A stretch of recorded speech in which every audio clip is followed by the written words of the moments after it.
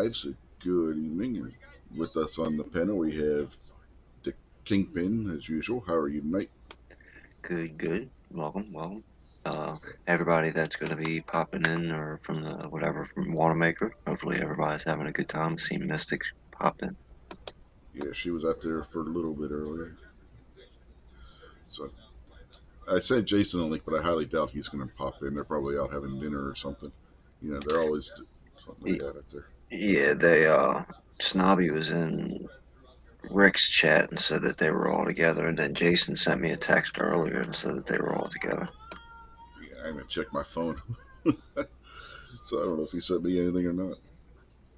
I'm not the best at always checking my phone. Until I got on YouTube and started like hanging out with people. Before, like I use YouTube for the stuff I use it for outside of what I call gun channels. I shouldn't even have had a phone because I don't care who called, unless it was my parents, I wasn't answering the phone. If you texted me, I might text you back. And I didn't use the internet, I didn't use none of that kind of stuff. Yeah, I'm pretty much the same way. If I'm in the house, I'm not even really messing with my phone that often. It's, if we go somewhere, my phone's the one that gets used for like GPS or something. yeah, that's mostly what I use my phone for. But I got it in case we're like at the supermarket. Let's say we go to Walmart and my wife decides she want to go to one section, I want to go to another section. It just makes it easier to find. Instead of having to go looking through the whole storage cup. Hey, where are you at? You know what I mean? Like in the old, Oh yeah, it just makes it easier that way. Because you don't have to go combing through the whole store trying to find somebody. yeah. Back in the day when I used to go shopping with my mom, she'd allow me to go over and look at the toys while she was like shopping for clothes or whatever else. Parents buy when you're at Kmart and a place called Caldor or whatever. And so I'd get all caught up in looking at the toys and just be all into that and either forget where she said she'd be or I'd start going to look for her and she'd be gone. And I'd go up to the front desk, the service desk, and have them page her overhead. Oh man, Hmm. she would get. I did that like 3 times, and after the third time she did it, I did it. But when we got home, it wasn't pleasant for me. She didn't like me doing that. Yeah, I can imagine. It's like that little bastard ain't embarrassing me again. Well, most of the first time I did it, I was allowed. Like, she walked over to the toy section and said, "All right, stay here." And I didn't stay here, so that was a problem. Hmm. The other 2 times, I just walked away from her when she wasn't paying attention, and that was really not good. Oh yeah, our youngest daughter did that one time to us in Walmart. Oh, my wife just about had a heart attack having to go look for her and whatnot. I mean, I get it. Like right now, Walmart's a big store, even for a grown adult. But when you're a kid and you're panicking because you're lost and you think you're never gonna Hmm. see your mother again, Kmart's a massive store. Yeah,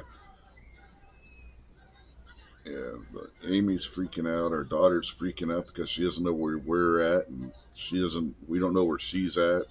She's got workers trying to help her find us, and we got workers trying to help us find her.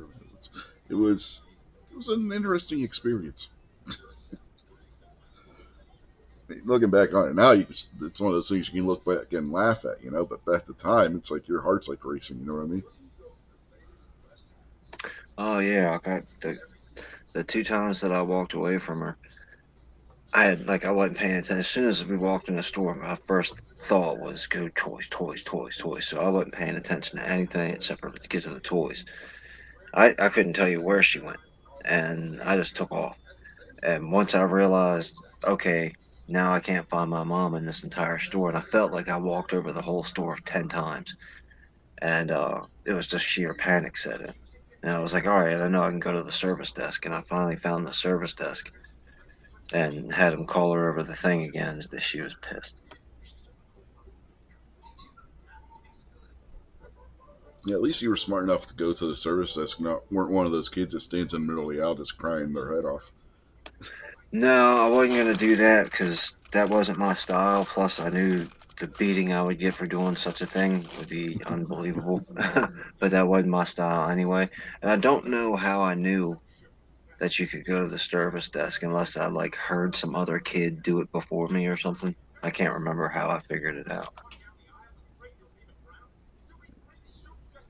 Were you? Did you have to go to the service desk at any point in time with your mother or your dad, or when you were at the store and they heard them page somebody maybe? It's possible because we'd go and return stuff or, use layaway and all that other kind of stuff. So we were at the service desk quite a bit. You know, bought a pair of pants for my brother and they didn't fit, so we had to bring them back or something like that. Hmm. And then, like I said, picking up stuff or paying for layaway or whatever. So I was real familiar with the service desk, and I must have heard or seen some other kids standing there crying, waiting for his mom or something. I don't know. Either that or I was just a genius kid. When in doubt, go to the ladder, right? Yeah, I was just that smart. That's all. Yeah, I was so smart that I could not get lost in a department store. Yeah. Hey man, it's easy to get lost in a department store when you're an adult sometimes, depending what store you're in, and especially if it's like your first time there. It's like, how the hell did I get in here? As they say they do with the casinos, is Mm, make it so you can't figure your way out. yeah, I mean, Walmart though, really, compared to some department stores, is small. You got somewhere like Macy's where you got like 10 floors. Oh, yeah. Like the Kaufman's that was in downtown Pittsburgh. It's Macy's now. Macy's bought them out, but that place was like 20 stories tall with two basements. You had a basement and a sub basement. That's where like the bargain areas in the store were, where like the prior year's merchandise that they hadn't sold off yet, they got put down there and they marked it down. And then you get upstairs, you would have like electronics. One floor was nothing but electronics, another floor would be like nothing but like fur coats and stuff, and you had offices and whatnot. So you took the elevator all the way to the top floor accidentally as a kid, and you open that up, and all of a sudden you're in an office building. You don't even realize. It doesn't even seem like you're in the same store anymore. You know. So, yeah. Compared to that, Walmart's nothing. Hell, Pittsburgh, they got a two-story Target. It was you can They have special escalators for the shopping carts to go between the floors. I can't remember what mall it was. It was somewhere in Maryland, but I think it was a KB Toys. I don't think it was a Toys R Us. But in the mall, most of the two or three level stores were like you said, the Macy's or the J.C. Penney or the Heck Company or Sears, something like that, yeah, Sears. And then when you got out into the mall, it was just each individual store block. Well, this toy store was the bottom floor of the mall and the second floor of the mall. yeah. I thought that was pretty cool. It was the only store in the mall that was like that. I think it might be in Towson. Yeah, KB and Circus World were the two toy stores that always were like in the malls. Toys R Us were like adjacent to. Yeah, they usually had their own standalone buildings. Yeah, Krabby's out there. yeah. Send him a link. I don't know if he's able to jump in or not. Uh, yeah, is it K? Man, I used to love going to KB and Circus World because that's where you can find like the good deals on toys. Man, they always had something marked down. They weren't as big as Toys R Us or like what we had in Pittsburgh Children's Palace, but man, you get some good deals at KB and Circus World. And then they ended up merging, and right after that's when KB started going downhill too. Like, Well, the Toys R Us's near me were. It was weird because they had a KB toy store. This was all basically in what they consider the town called Catonsville, or the city called Catonsville, which is the next city right off of Baltimore City. Hmm. and it, it was it was the ghetto basically. And the Toys R Us was a giant warehouse place. And then as it got worse and worse, it started looking like a giant prison. I'm telling you, getting in and out of the toy store was crazy. And then eventually it just, I guess KB Toys or whatever, the other Walmart or something showed up and started competing with it. Whatever put Toys R Us out of business. But the ones in my neighborhood got put out of business because they look like the detention center. Hmm. Well, yeah. Trying to remember, there's a trying to remember what channel it was that I'm subscribed to, but they had a whole story about what happened with KB and Circus World and how they ended up going out of business. It was Mitt Romney's company to put both of them out of business, by the way. That Yeah, that company that he owns into, that he's on yeah. the board of. Yeah, I can't remember what it's called right now, but yeah. it's Blaine something or other, if I remember right. But they're the ones that put KB in. Well, first Circus World and then KB out of business. Tower Records. At Tower Records, I've heard of Tower, but we didn't have them in the Pittsburgh area. We had National Record Mart, Sam Goody, and then there was another one. I don't remember what the name of it is right off the top of my head. But those are the record stores we had in Pittsburgh. And then we had a couple like mom and pop ones. One's still there. Ides Record and Comics. That's still there. They've been there forever. Krabby, you're right though, because that's another thing that Catonsville is pretty famous for, is having a two-story building with a store in it. Because there was a record and tape trader was famous for always buying or renting two-story buildings, so you could go and two different levels of the store, and that people always like that. Waxy Maxi, nice.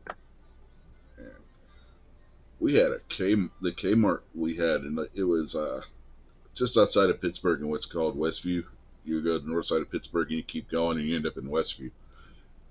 There was a little shopping center called Westview Park because that used to actually be a little amusement park that was there, but the amusement park closed down. They built a shopping center there. The Kmart there had a huge record cassette selection there. It All was right, like going to a record store. if you're in West Baltimore, right on the Baltimore, right where it says "Welcome to Baltimore City." As soon as you step over into Baltimore County, that's where it's weird because it's technically called Catonsville, but Westview is the first town inside Catonsville, right outside the West Baltimore. Like if you're continuing west out of Baltimore, so that's funny that your town was called Westview as well. Yeah, and the best part is, Westview wasn't in the west; it was in the north. That's pretty funny. Yeah, but you go north from where I lived. You keep going out the main road that went by through my neighborhood. You eventually ended up in Westview, which was actually in the to the north of the city. It was crazy. We always laughed at that one. How come Westview's in the north? You don't want to be on those playgrounds barbecue. No. Trust me, you don't want to be on those playgrounds.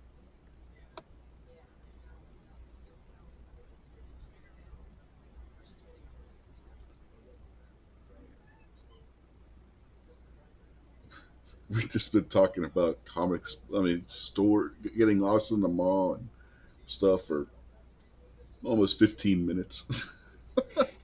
A ding just dinged. 15 minutes, man. We've been talking about this subject for 15 minutes. Yeah, I mean, conversations flow when they're good. Mm-hmm. What's up, happening, barbecue? Good to see you, sir. Yep. Evening barbecue. Sent him a link too. I don't know if he wants to jump in or not. Yeah, so, but I guess we should get to the what the show's supposed to be about, huh? Yeah. At the 15 minutes of BSing about getting lost in the store and stuff. But, let's see. I'm trying to figure out where to start because it's been 2 weeks since we did anything, and there's been a lot that's happened news wise. Anyway, Uh, I guess start with the newsy news first, and then you can get into the actual wrestling, like who beat who and who's going to wrestle who next and what's coming up next.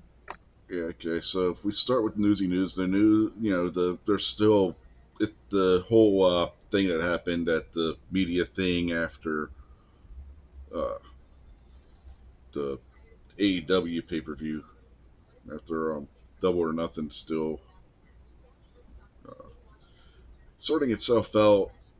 The reports are still that CM Punk isn't going to be back. Nothing's been confirmed still on that front. But on the elite side of things, I don't know if you've been watching. I know sometimes you'll catch like the Wednesday night show or whatever. They've been having these little video vignettes with them, and then this past one on Wednesday, there was motif for the Full Gear thrown into it, which is the next pay per view for AEW, which is next weekend. And it's looking like they are going to be back at Full Gear next Saturday night.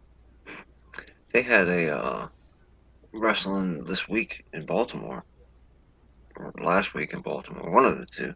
Yeah, the AEW was there last Wednesday. Yeah. Yeah, I think about it, and by the time I think about it, I'm either still at work when it comes on, or I forget about it by the time I get home. So I haven't turned any of it on for a while. Yeah, yeah. The Lamar Jackson was at the show in Baltimore. I think it was MJF that was doing his promo in the ring, and he's like, "I'll come down there and I'll even kick Lamar Jackson's ass." And Lamar Jackson was like, yeah, they show him, and he's like, he doesn't realize what was said, and it dawns on him. He's like, "Hey, wait, what did he just say?" That's funny. Depending on how he played the Sunday before, depends on whether or not the crowd sticks up for him or not. Oh, the crowd started yelling MVP as soon as.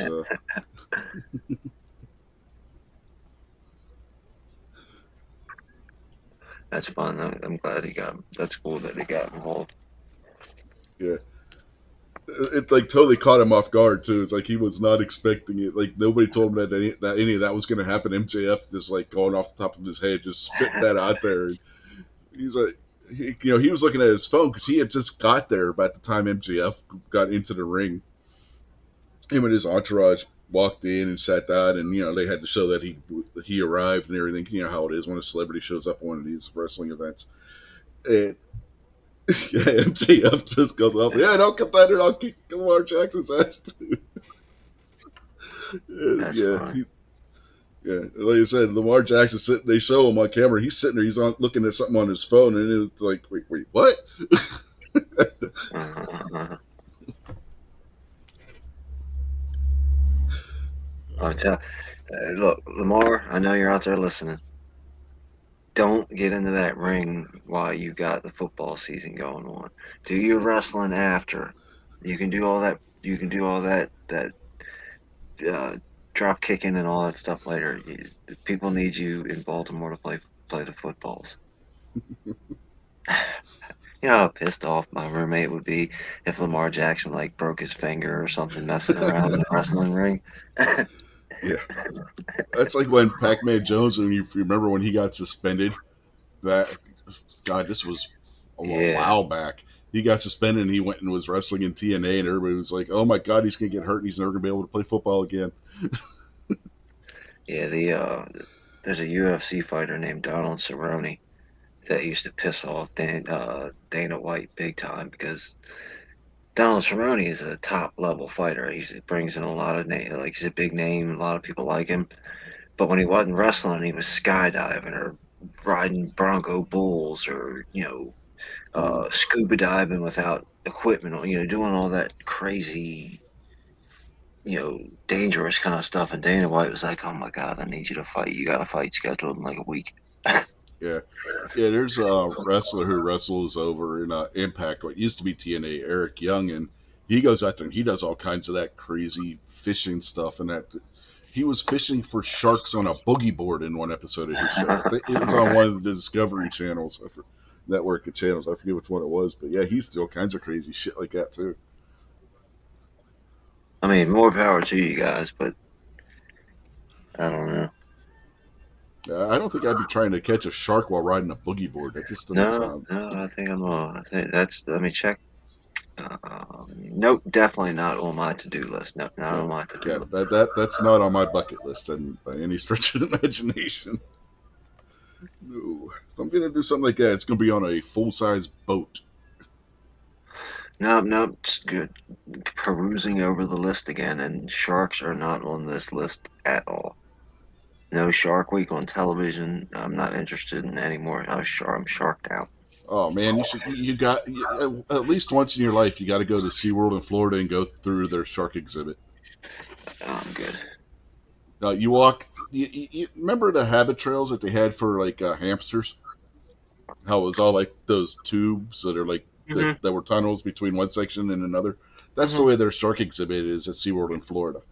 Yeah, I'm sure it's cool, but I'm good. Oh yeah, you walk through the habit trail tunnel and you're walking through a giant tank that's got sharks swimming all around you. Shark Week was what, 2 months ago? Yeah, it's usually the end of July, beginning of August. The DVR in our we can record like hundreds of shows. We got gobs and gobs of space on this DVR.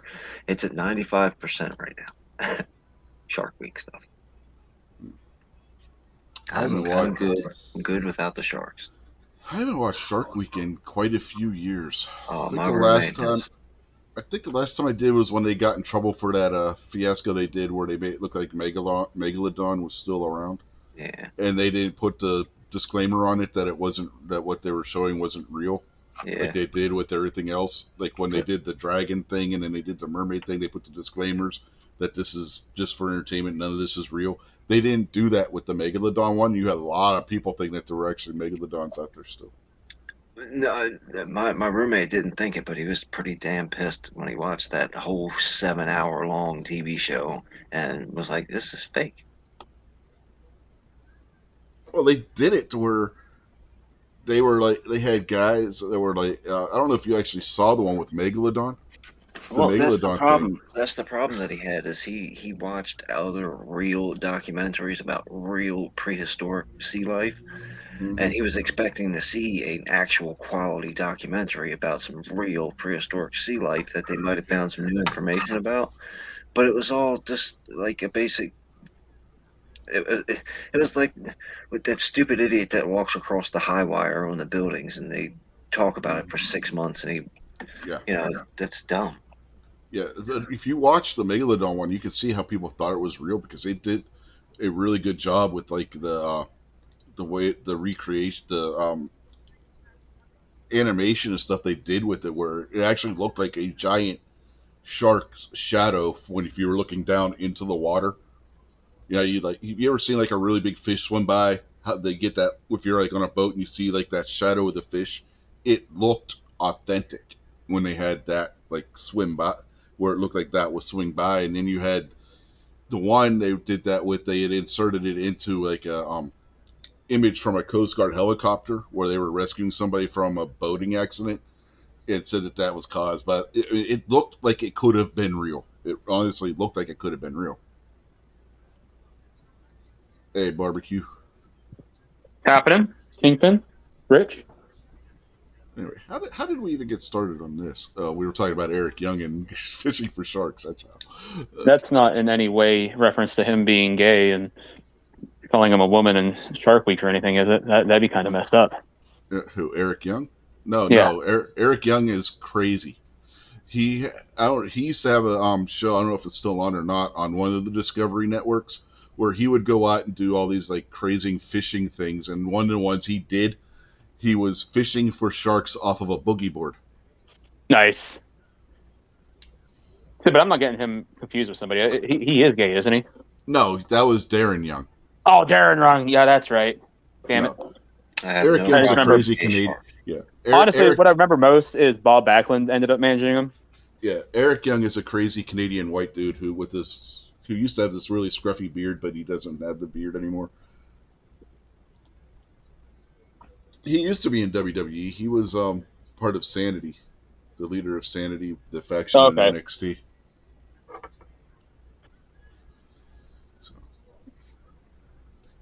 Anyway, where the hell was I going with all this? I completely lost my train of thought. You were talking about the newsy news. Yeah, I know, but we somehow got off on this, and we were talking. MJF told Lamar to get stepping. Yeah, MJF basically. is just money. Yeah. Did you see that barbecue when that happened? No, I did not get to catch that. It was on Dynamite, I think, 2 weeks ago. But yeah, that was funny. There was something I caught. Promo with MJF. I don't remember what exactly, but oh my god, just electric. And it was a very recent one. I just don't remember what the heck it was about a couple weeks ago. Oh, did you see the one with him and Regal? I'm trying to say that might be what I'm talking about, but I don't remember 100%. Him and Regal going back and forth in the ring, a promo battle between him and William Regal. Yeah, it very well could have been that. Like I said, I don't remember 100%, but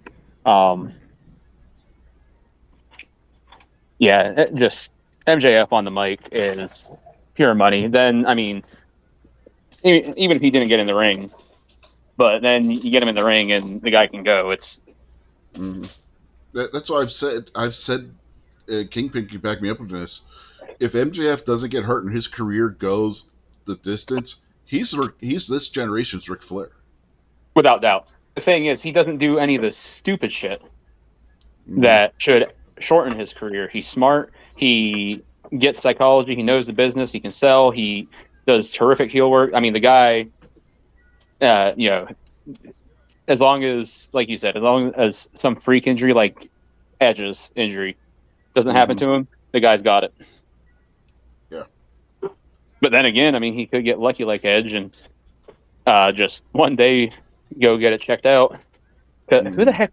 I saw that interview with Edge, and he said he was talking to somebody. You're like, wait a minute, you've never saw a doctor since then? He's like, no. So he went and got checked out on a whim, and they're like, dude, it's healed. He's like, what? He's like, yeah, you can go back and wrestle. He's like, no freaking way. Yeah. In that same vein, the Paige has been fully cleared to wrestle. She's signed over in AEW now under the name she was going under in England before she signed to WWE. I saw that, and on one hand, I'm like, is WWE just that strict, or is AEW that lax? Well, her contract had expired with WWE. I realize that, but she they was would already, not clear her. Yeah, she was under, going through the process of getting cleared before her contract with WWE ran out. So and with Triple H running things now, we don't know if where she would have been cleared or not with WWE. To be honest, it's just one of those things that kind of, to me, raises some red flags. Like, because at the end of the day, Paige will draw money, whether she's main eventing or not. Which I think with everybody else that's in the women's division in the WWE, she's probably past that point. I mean, at some point she'll main event again just to advance somebody else's reign. But her being, the headliner female, I think should be past that point in the WWE in her career now. But at that point, she would have still been a tremendous asset. So it's been 5 years since she's been in a wrestling ring as a wrestler. Exactly, and that's why I'm like, if she could have been cleared, I don't see why WWE would not have cleared her. And that's why I'm like, it kind of raises some. She just got cleared. I mean, she literally just got cleared. Well, that's what I'm saying, though. She got cleared by AEW, but WWE. No, not AEW. She got cleared by the same doctors that WWE uses. I didn't hear that part, that it was the same doctors. That she went to the what the hell's his name? Andrew, whatever. That's in Birmingham, Alabama. The big doctor that all the athletes go to, and they're the ones that finally cleared her. But gotcha. She had the same basic injury that Edge had, the spinal stenosis and everything. Which, I mean, that's what ended Austin, ended Edge. I mean, several other guys. Yeah. And with the new, when Edge got cleared, it was only a matter of time until she got cleared again. With all the new treatments and stuff they have for that. Yeah. Well, I mean, heck, you look at Edge. he didn't do treatment. I mean, at first he did, but when they're like, "Yeah, you're done," he's like, "All right, I got to find something else to do with my life," and that was pretty much it. And I think he said he had a bicycle accident. He was mountain biking or something and had an accident, and he's like, "I better get this checked." And they're like, "Dude, you're all healed." I was like, "Ain't that some shit?" Yeah, but this all fits into the whole news thing because she is making her return at Full Gear, taking on Britt Baker, which is Ooh, a good choice because Britt Baker yes, is a very safe worker. very safe. And those two, it's going to be more of a strong style, tough hitting. That would be a very good women's match to see. And I realize how that sounds saying that, but bite me. If you like women's sports, go support the WNBA and women's soccer and all that because they need more fans in the stands. At the end of the day, a lot of women's matches just don't hold up to the men's matches. It is what it is. Sorry. Mm-hmm. But barbecue, don't feel bad because there's nothing that you're gonna say aside from some stuff that like the FCC would violate you for that I haven't said Yeah. about women's sports. Believe me, I dump all over women's sports and wrestling all the time. Yeah, But yeah, and Paige yet and Britt will be here's awesome. the best part about what Kingpin just said. I think his highest rated match this year has been a women's match. That is true. That is very true. But man, that women's match was a hell of a match. That women's Ladder Money in the match. Bank match was fire. Yeah, unbelievable. I thought they were trying to kill each other. Barbecue.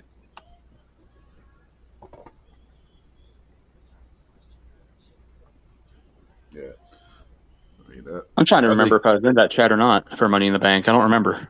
I think I was there for part of it, but then I had to bounce. Like I think the so. first couple, because I remember hearing Austin Theory won, but I didn't get to see it. Oh yeah, that comes up in our next news segment, by the way. So, but hold on to that thought. But I think right Real quick, now, barbecue. If you like wrestling a lot and you got time, I'm sure that match is on the internet somewhere. I'd highly recommend going back and watching that ladder match. It was yeah, phenomenal. Who I even think. won it?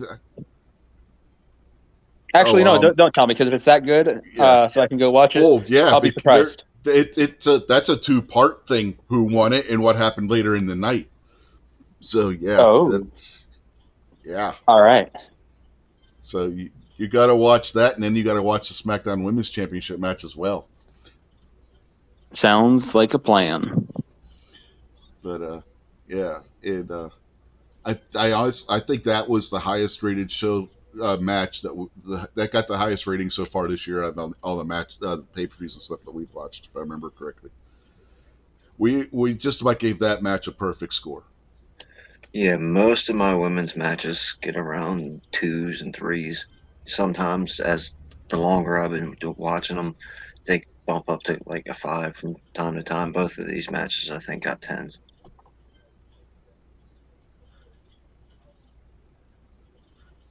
Yeah, but you brought up Yeah, Austin Theory, and you women's brought up wrestling certainly isn't what it was. And some of the matches when they go, I mean, they freaking go and they're terrific now.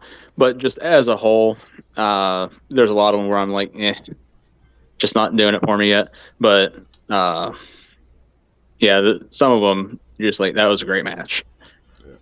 and you brought up Austin Theory winning the men's Money in the Bank match. Well, there is no more Mr. Money in the Bank.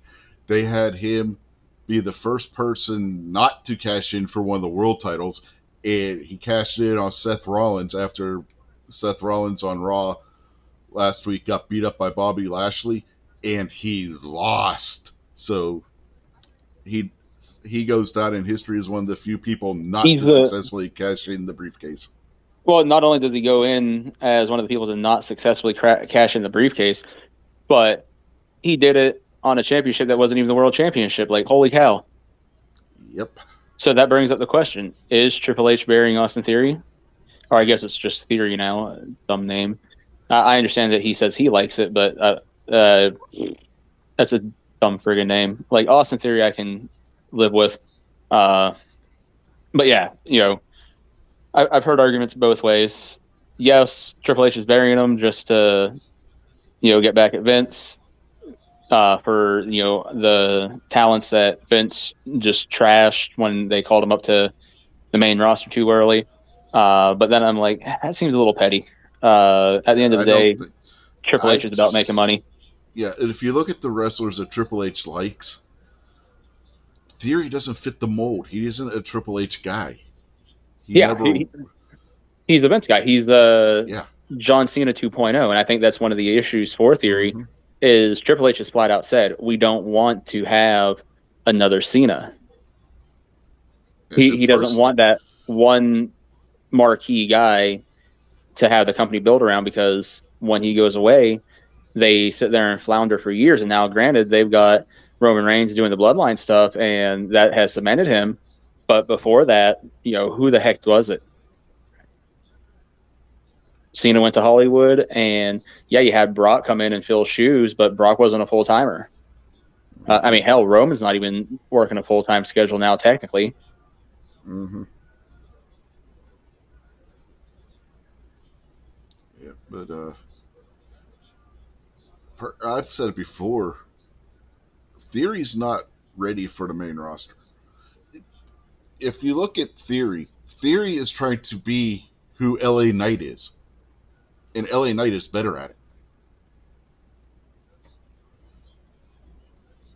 So it looks like that last night watching SmackDown from last night. It looks like they're setting up the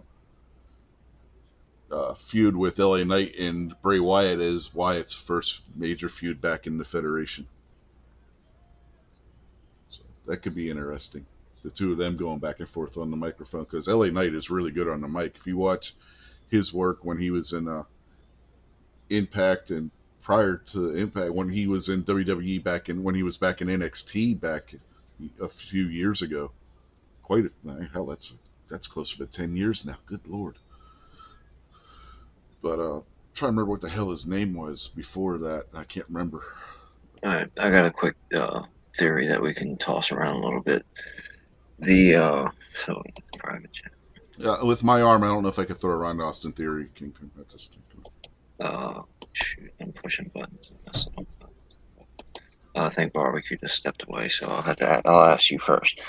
The WWE's a 1099 business, right? All contract employees for the wrestlers, right? Yeah, I believe so. Okay.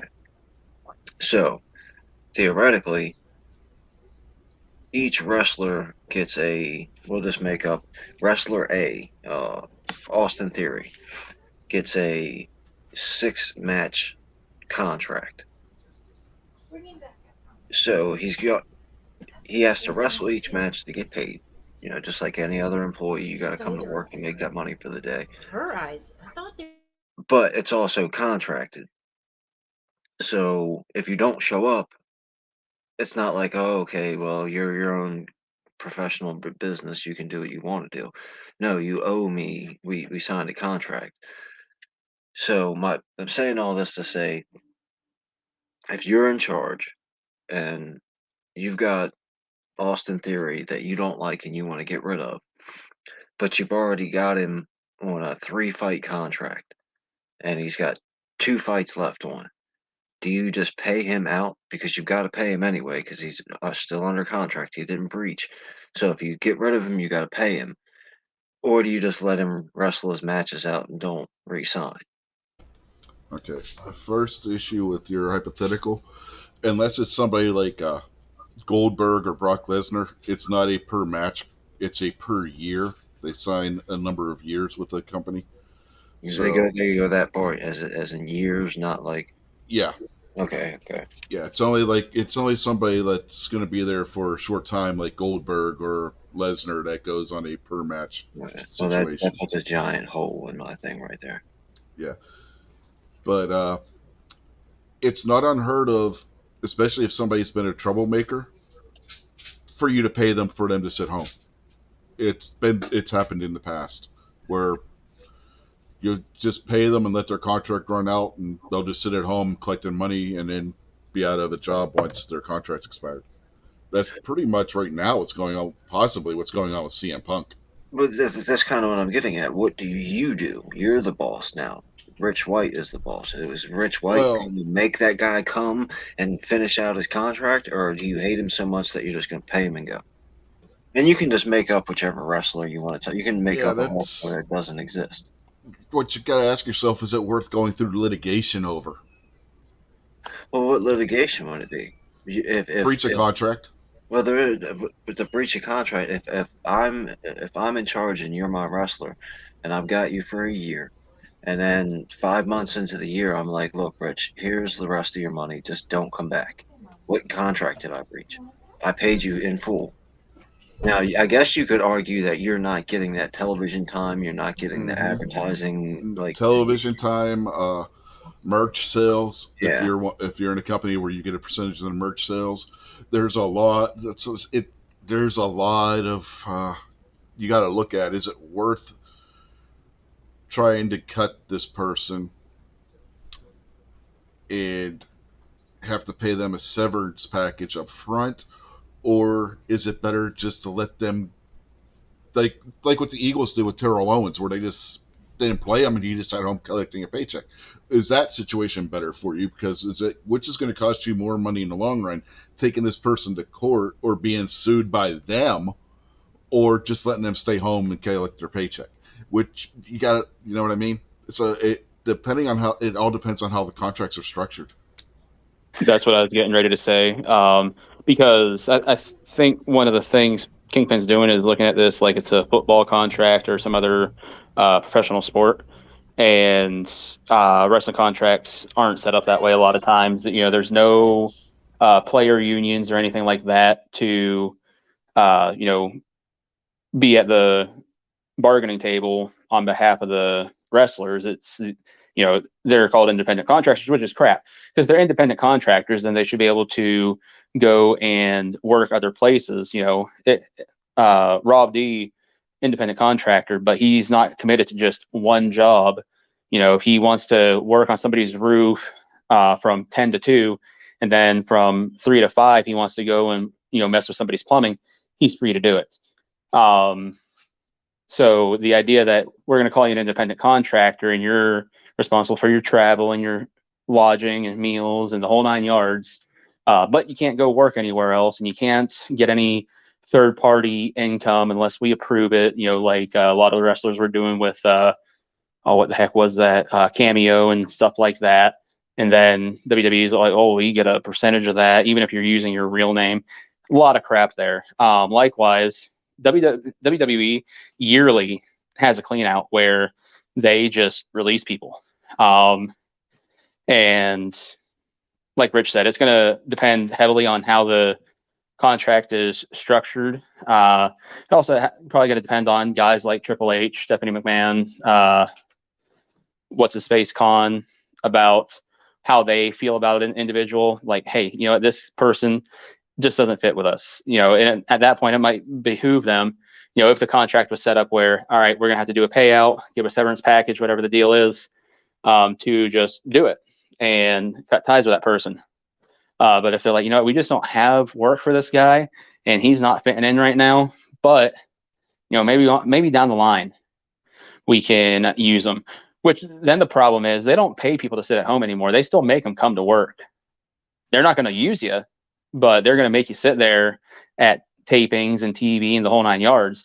This was something that the Big Show complained about in his final years. Is he's like, I'm 45 years old or something at the time, and he's like, you're making me come to TV and you got nothing for me. He's like, what the frick am I wasting my time? I could be at home with my family.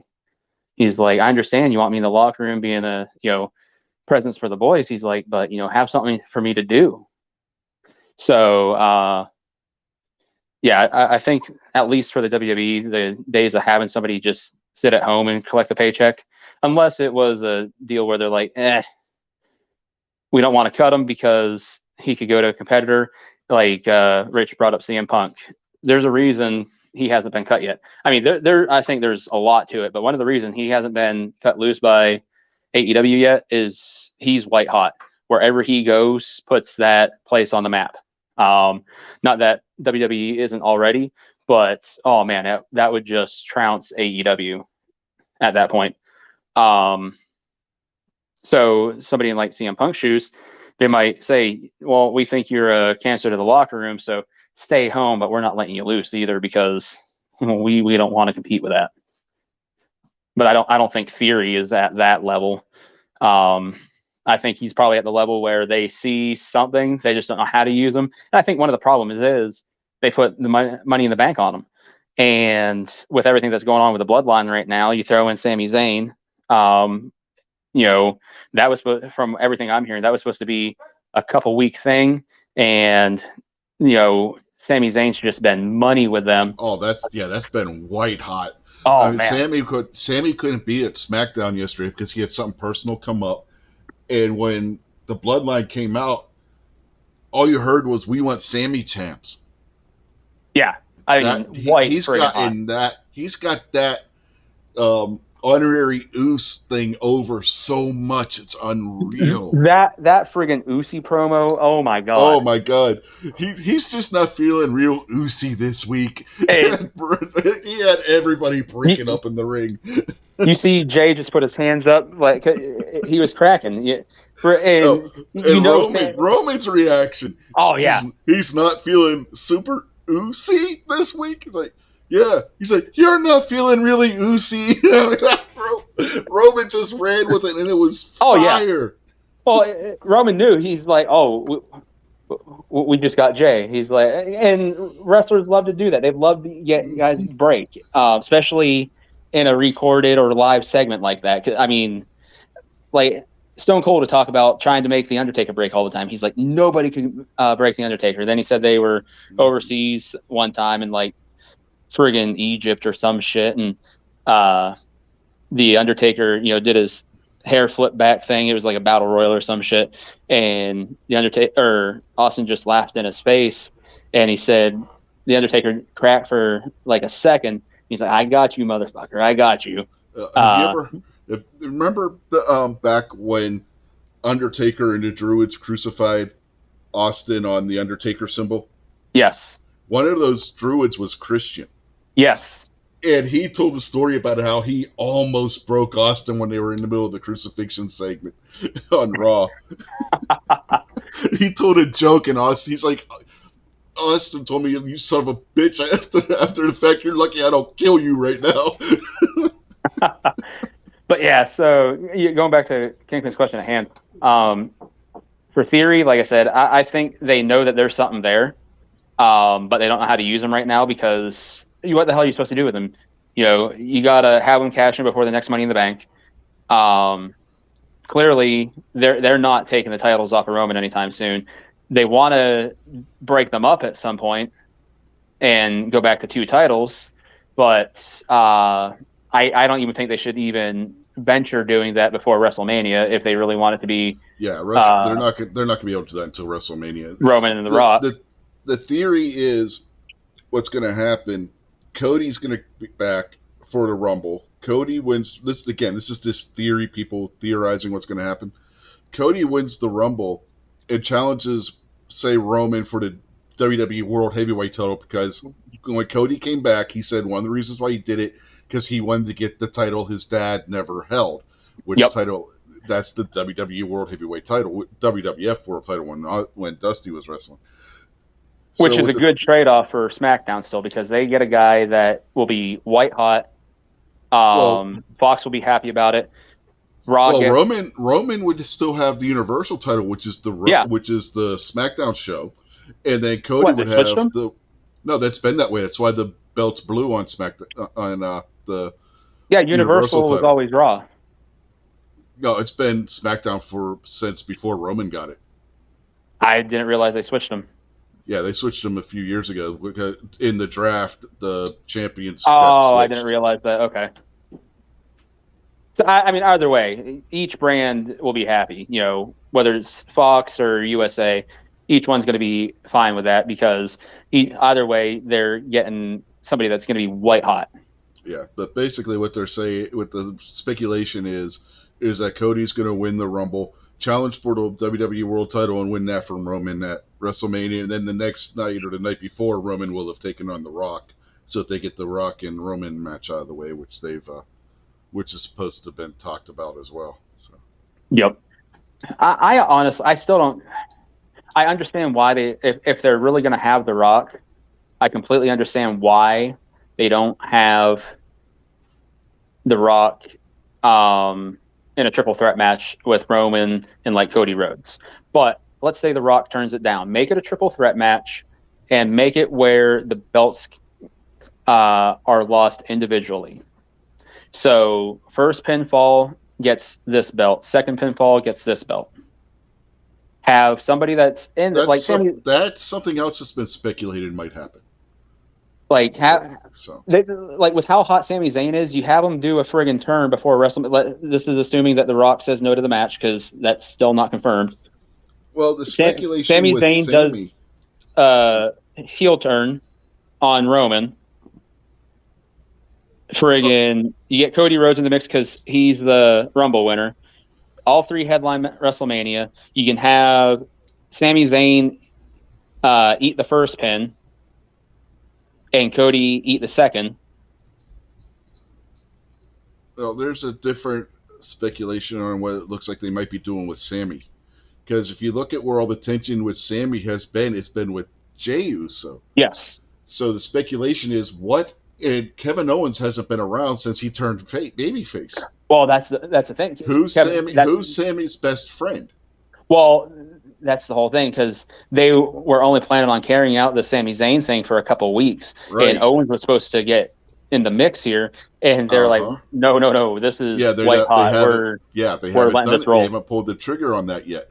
What if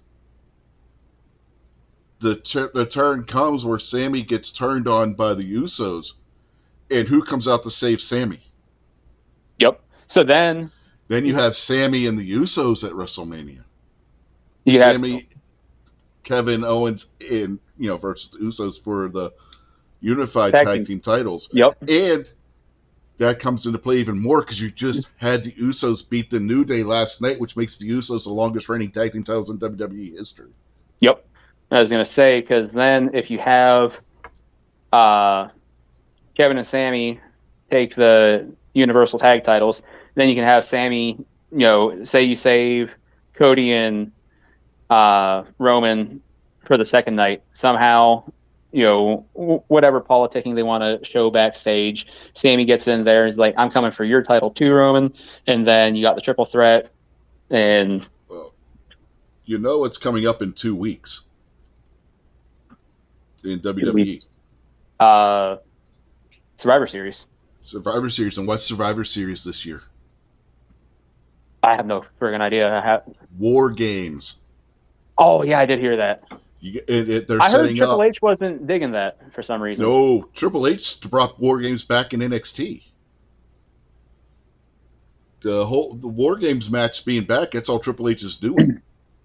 So picture this, because what they're setting up is the Brawling Brutes versus the Bloodline in War Games with McIntyre on the Brutes team. What happens if the Bloodline loses and they blame Sammy? Be interesting. Mm-hmm. And that's where you get Kevin Owens coming out to save Sammy between now and the Rumble. And between the Rumble and WrestleMania, you have the Usos feuding with Sammy and KO. So let's say they set that up at Survivor Series. You don't even have to wait that long because then at the Rumble, Sammy and KO take on the Bloodline for the tag titles. They win the tag titles. And but you gotta remember, this is WWE we're talking about, so I realize. Usos are going to be guaranteed a rematch, which will be at WrestleMania. Maybe. And say this is also WWE we're talking about, where they can be like, we want our rematch right now, and they do it on Monday Night Raw the next night. Yeah, I don't see them doing that the night after the Rumble. If it were WrestleMania and you're talking the Rumble after WrestleMania, which is the biggest Raw every year, that's the one that has the most viewership, the one that has the most people that sells out instantly. I would say, yeah, I could see it, but not with the Rumble. If they're going to have the Usos drop the titles to KO and Sammy at the Rumble, they're going to have the rematch at WrestleMania. Well, this is all speculative on what they want to do to try and separate the titles off of Roman too. So, and that's what I'm kind of angling towards. Yeah, but I don't think they're going to put the world title on Sammy. Is my point. Oh no, I don't think so either. But that's why I'm saying if you do the triple threat, have Sammy in there so you can protect Roman. So while he loses the belt, he never eats a pin. Then you can still have that feud. Hey, I never lost. This ding dong got pinned and I lost my belt unfairly. I'm still Universal Champion. And then they could still have Cody and Roman go back and forth for, well, heck, after WrestleMania, we got SummerSlam is the next. No, the next big one after that would be Money in the Bank. Well, I'm talking about the quarterly pay-per-views. Well, yeah, they throw Money in the Bank. If you look, no, it's not the Big Four anymore. It's the Big Five now. I don't care about the Big Five. I still go on the Big Four. I'm old school. So you got WrestleMania, SummerSlam, but here's Survivor Series, and Rumble. You realize Money in the Bank gets more viewership than Survivor Series does now. Believable, but I still believe in the Big Four. Like I said, I'm old school. Yeah, I know the Big Four and everything, but Money in the Bank has been that show too lately. I mean, look at some of the matches they've had on Money in the Bank championship-wise. They've been just as big as what you would get at SummerSlam. But I think story-wise, I like how we're sitting here speculating this, just doing all this fantasy booking, and like none of it's ever going to happen. It'd be fucking awesome if it did. Hey, who called the whole entire deal with Brock winning the Royal Rumble? Just saying, I called the whole thing. Copyright this show because Vince, I know you're listening, Vince. You don't be stealing on my boys' ideas. Those people in Chicago stole my idea, and I got a strike for it for putting the video out. So don't take our idea for the wrestling. You figure if they go from WrestleMania to SummerSlam, you got 3 solid months to build that, and most of that is 2 guys that should not be on the same program. So you can have little invasion angles and run-ins and guys playing head games, and you got great promos in the ring without these guys ever really getting to touch each other. So when they finally get to touch each other, it's going to be electric. Yeah, but remember, Survivor Series into the Rumble is where they start building for what's going to happen at WrestleMania. Oh, yeah. But I'm talking, if shit went the way we're saying, then, Roman lost the belt in a triple threat and never ate a pin or anything. And Cody Rhodes got one of those, and we just use Sami Zayn as the guy to eat a pin or even both pins. Because the thing is, Sami Zayn's one of those guys that could eat both of those pins and not really be hurt by it, especially if you've got Universal Tag titles on him. I just don't see him putting Sami in that position. I just want to go on record that I'm totally against anybody eating any type of pin. Just hey man, you get some of those Extreme Rules matches. They try and feed people tacks all the time. So tacks are not pins. They're not. Yes, they are. They're not. I'm the king. I know my people. Tacks are other. Tacks are those other things. We don't talk about the tacks.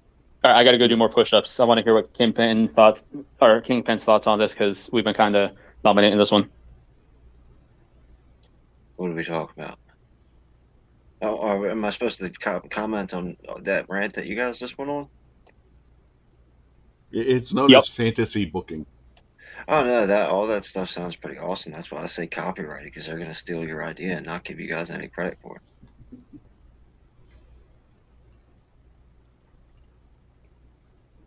Well, to be fair, I kind of stole some of that from Cultaholic because they've been talking about the same thing. And to be fair, I'll translate for you when you guys were talking about the Big Four versus the new Big Five.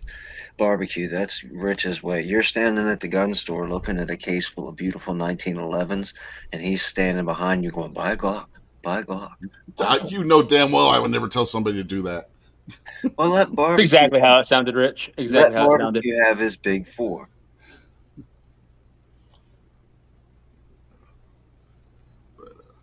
Yeah, it's going to be interesting to see where this goes That's what I expect from with a the guy with Sammy a thing. Wii hockey tendonitis. It's not tendonitis. Remember, they're talking nerve damage in my elbow too now. So yeah, even if I have surgery, I'll probably never have full use of my right arm again. So Folks, if you're going to play Wii hockey, make sure you stretch first. yes, in all seriousness, yes.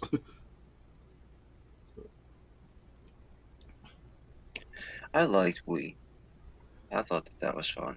Yeah, playing the Wii was fun, man. And then they screwed it up with the Wii U, and then they went to the Switch, which the Switch is fun too. I mean, you hook that up to to your TV, and you can use multiple controllers. We were playing Mario Kart the one night when my daughter and her fiance were here, and we were having a blast playing Mario Kart on their Switch.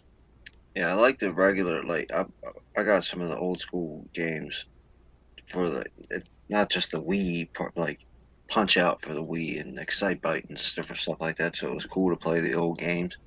But like playing the tennis with the little rackets and the hockey and all that stuff was pretty Hmm. cool. My buddy's got the Switch, and actually my friend that I live with and the dude that I used to work with both had the Switch, and they keep recommending it to me. But I don't know. I doubt it. I mean, I'm not a big video game guy, but I do like the original Nintendo series of games. And then What's Mario Kart is probably the greatest game that's ever been made. what's cool about the Switch, you can play it like a handheld console, and then hook it up to your TV and play it like a regular console. Yeah. You know, it takes the place of both like the old Game Boy and NES, and does both. You know what I mean?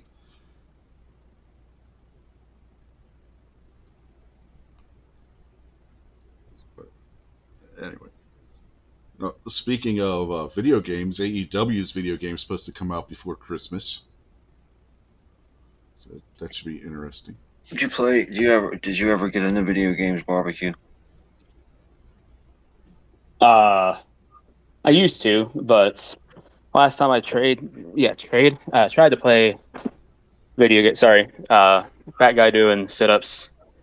Terrible idea. I don't know why the hell I thought that'd be a good idea, but I did 60 of them, so that's good. Hey, Uh, get my breath back. Sorry. No, I used to like play video games every now and then, but last time I tried, blind guy playing video games was not the greatest.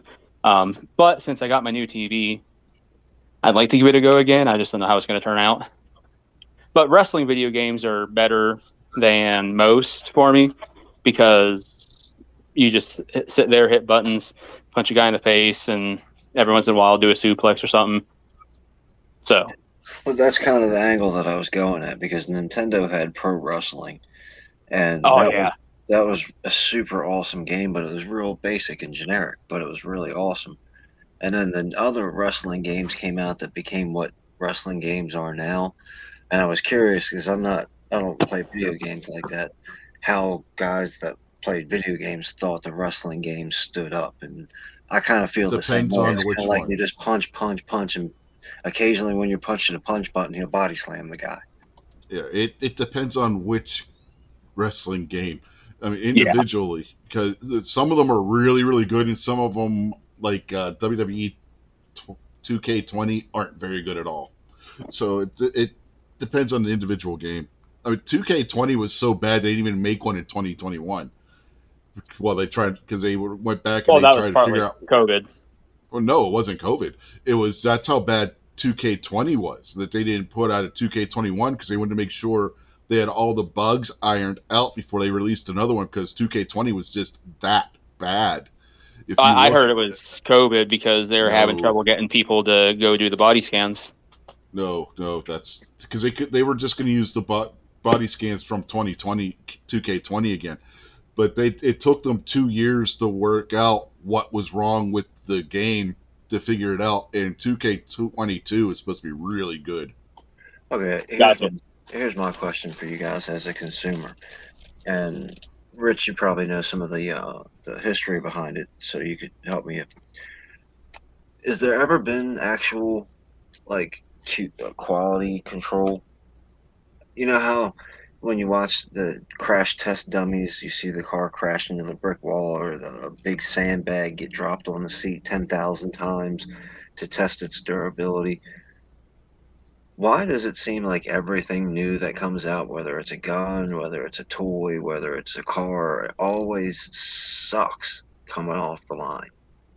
Because they have deadlines they have to meet. But specifically, if we're talking video games, because you got two problems. You got the developer who actually is making the game. Then you have a publisher who sets a deadline, and it doesn't matter if the developer's done making the game or not. They force them to put it on the market, or they're going to hold them in for breach of contract for not having the game ready when it was supposed to for the publisher to put it on the market, especially this time of year when they're gearing up for Christmas and everything, and the video game manufacturers want all the latest games, boom, for Christmas. And that's what happened with 2K 2021, for example, or 2K20, for example. They wanted it out for the Christmas season, and THQ, I think is who was working on that, didn't have the game done, but they were still forced to put it out on the market even though they weren't done with it, and it was a disaster. I think one of the other issues too is that's definitely a big issue. Is when they're like, "Oh, well, crunch time, you better get this done, or else we're gonna dock the contract this much money per day that you keep us waiting because we told people it would be out at this time already. We got pre-orders and everything else."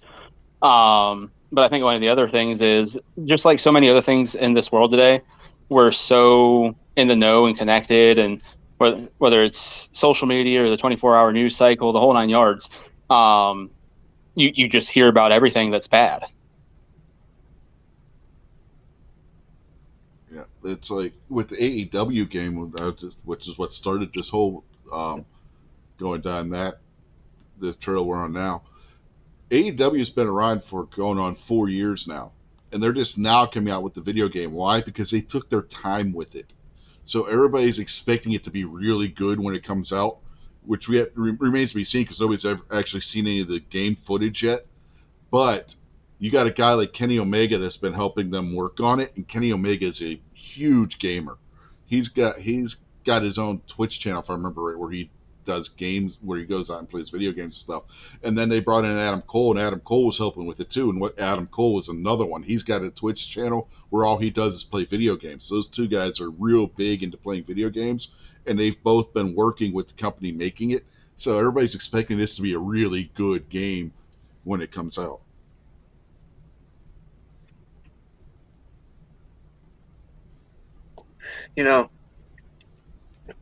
Sitting here thinking, listening to you guys talk, the Yeet Cannon, if it comes out 5 more years from now and it's the greatest gun that anyone's ever seen, is it still too late? Yep. By that point, yeah. That's what I mean. So if it came out tomorrow, I think it's too late. Yeah. Yeah, that should have came out 3 years ago now. Close to. I mean, when they were like, "Yeah, we're coming out." One, I think they just had too many issues in general, because they took it from a single stack to a double stack, and they're like, "Yeah, we're not jacking the price at all. It's going to be the same price, and we're putting a threaded barrel on it, and we're going to cut it for optics cut, and we're making it double stack." That was a lot of changes to make to the gun, and I think they dropped the ball because they announced it too early before they had refined it to make sure. I know everybody bags on high points, but at the end of the day, I would have no problem trusting my life to one. Those things, they run. Everyone I've ever shot, they just go. So would I want to carry one? God, no. But so I think they screwed up there because they wanted it to be as reliable as the rest of their really ugly, shitty, heavy handguns, and it wasn't going to live up to that. And then I think the other problem is they're like, hold on, we have this entire inventory to sell still before we get rid of these, or before we start selling these, and we already said we're going to sell them at the same price. So why the hell is anybody going to buy these old ones? So that was an issue, because that's the same thing that happened to Hudson. Everybody was like, "Oh, these are awesome." Then they had some issues, so they announced the Hudson 2, and everybody was like, "Oh, we're not buying the old ones. Then we're just going to wait for the new one to come out." And they're like, "Well, you got to buy the old ones first, or else we don't have money to make that new one that you want." And people are like, "Well, we know it has issues that you're fixing with the second one, so why are we going to waste the money?" And then Hudson went the way of the dodo.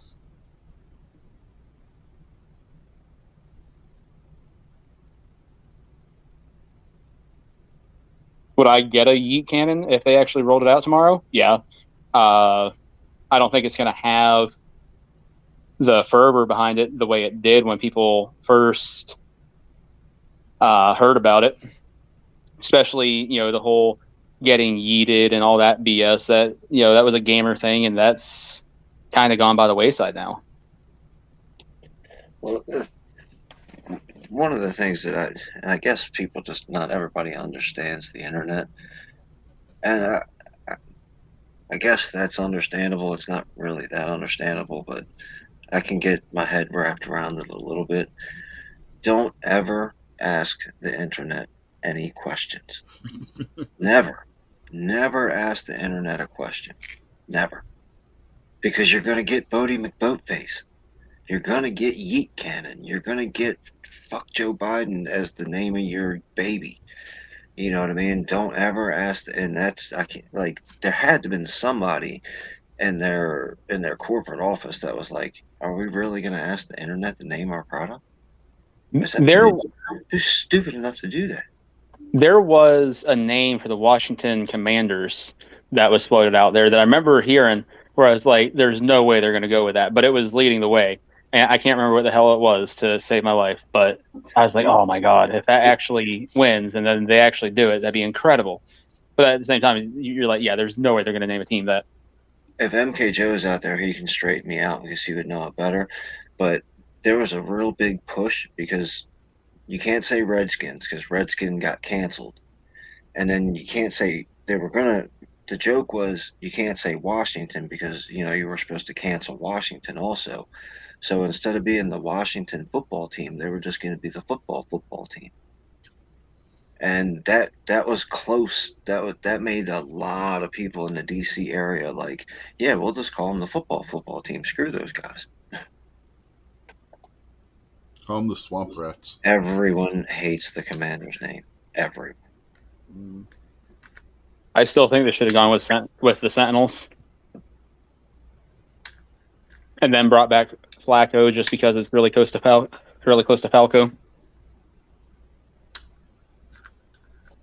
That would have been brilliant. That would have been absolutely brilliant, actually. Call them the Sentinels and then make their uniforms look like the Sentinels from the X-Men. Yeah. Well, that's what I mean. If you're going to rebrand the team, they kept the same colors. They kept everything the same.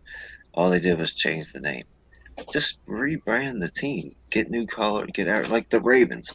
The Ravens came and said, hey, let's figure out what we're going to call this team.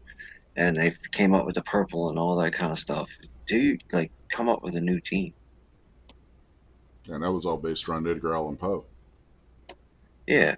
And it's no different than the comic books when they take Captain America and make him a girl. Nobody cares if you have a Captain Miss America. Nobody cares. If the story is good and the drawings are good and the characters are good, people will buy a female Captain America. But when you take the man out of the Captain America suit and implant a black man or a Chinese man or a woman or a trans, people get pissed off. Invent your own character. That's all you got to do is invent your own character. Yeah. Well, yeah, I think that's really the issue is you're taking something that has tradition to somebody and altering it. And when you do that, people aren't going to be happy. Yeah. Did you see Henry Cavill's statement on why he quit The Witcher and went back to being Superman? No. Because he's tired of the woke nonsense. Flat out, that's what he said. He's tired of woke nonsense, and he was he told them that if they wanted to play Superman again, they better not do any of this woke nonsense, because Superman's not supposed to be about that. He's supposed to be about hope and encouragement and all this other stuff. And if you go and make him where he's a woke character, you're going to lose money, and I will not do the part. Well, I think like what they did with the Dark Knight when they brought Batman to the movie screen as Dark Knight. Most people didn't know that there was a Dark Knight comic book series. They were just used to the Adam West type of Batman. So, like Barbecue was saying, you can alter and change a little bit about the character. I mean, how many different Spider-Mans are there? There's 50 different Spider-Mans from the old comic books. But what when you just race swap or uh, gender swap or whatever, people are like, it's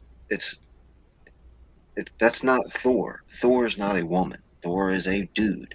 If you want a female thunder god, name her something else and make her super badass, and then people will probably enjoy it. Well, there has been a female Thor in the comics, but if you look at the comics, when somebody is Thor, they're not really Thor. They just have Thor's power. It's very Right. rarely has that person actually been Thor in an incarnate. You know what I mean? Santa Claus is the same way. I don't know if you guys remembered or not that Megan Kelly chick from used to be on Fox News. Mm-hmm. There, is Black Santa, whatever. She was like, "Don't worry, kids. Santa's white. Santa's white." And I was like, "Are you stupid? You're a professional news anchor, and you're talking about Santa Claus and his color. Santa Claus is whatever the kid wishes him to be in his heart, because Santa Claus is make believe." So if the kid wants a purple Santa Claus, there's purple Santa Claus. That's it. Well, that except for one problem, Santa Claus is based on a Byzantine monk. Don't care about that. Don't care about that. That's nonsense. Well, no, I mean, no. She's not wrong. Megan Kelly was not wrong, because Santa Claus is Saint Nicholas. We're not talking about Saint Nicholas. We're talking about Santa Claus, the guy that Hallmark invented or Coca-Cola invented, not the actual like. No, Coca-Cola just went and promoted it and propagated it from other. We're talking about Jesus' daddy, the guy with the fat red suit and the beard. Loves cookies. Yeah, that's Saint Nicholas. But it doesn't matter. Peter Pan. Oh, they're Christmas. If a little kid wants Peter Pan to be black, okay, I get it. But don't tell.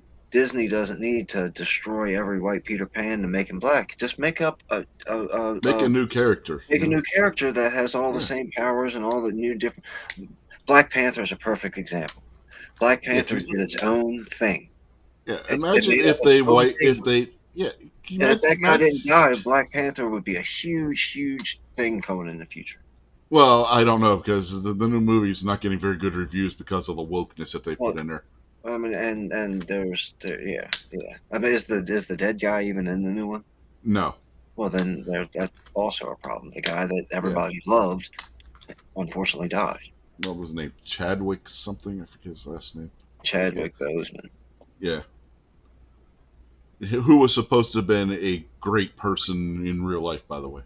That's a perfect example. Somebody was creative and came up with the Black Panther idea and made a huge hit out of it. They didn't take Batman and make him Italian, and then he pops people in the head with pizzas. What's crazy about Black Panthers? You got all these black groups saying he's our character. They don't realize that he was created by 2 or 3 white Jewish guys, and they don't understand that it doesn't exist. Mm-mm. It's not real. It's not real. Black Panther doesn't exist. It's a TV show.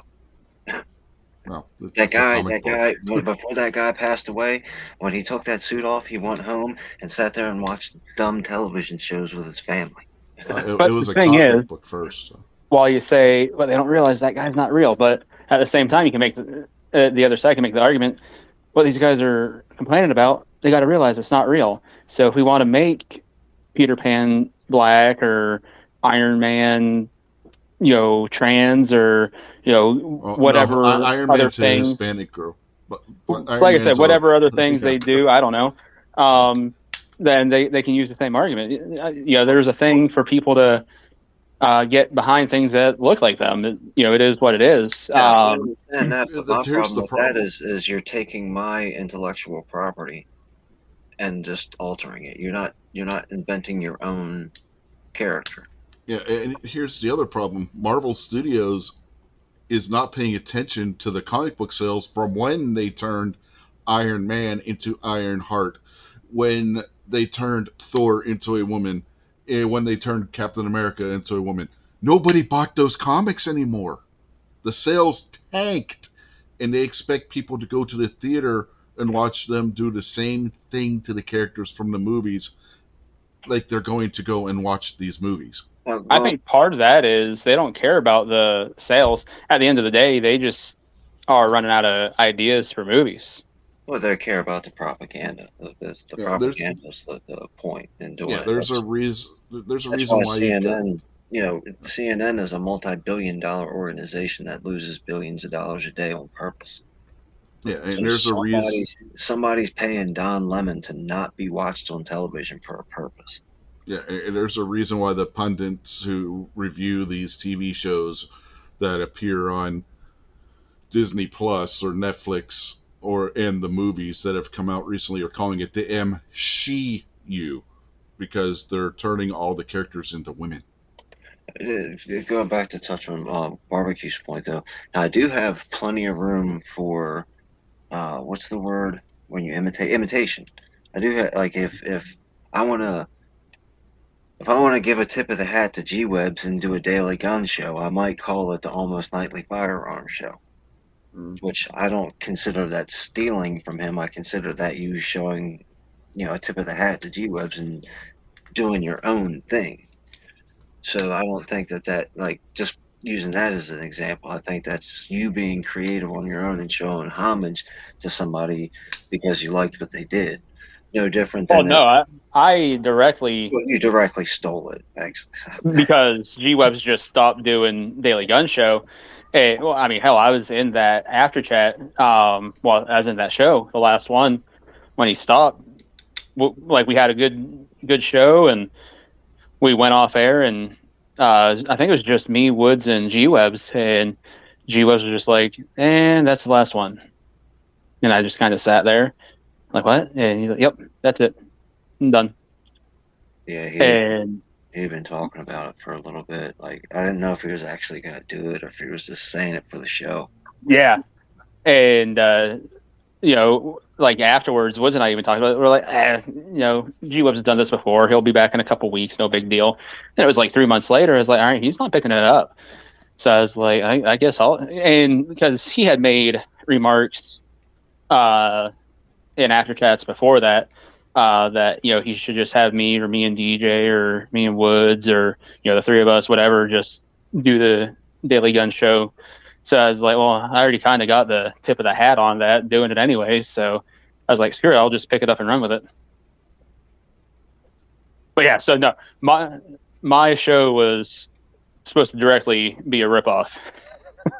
Yeah, I know. I was trying to like boost your ego and make you feel good and get everybody to think that you're like an awesome creative person. But that's also what my rant was about. I was like, fuck it, I don't need to keep doing it the way G Webs did Daily Gun Show. He's back to doing Daily Gun Show. So why do I need to keep carrying the torch? I can do my show the way I freaking want to do my show now.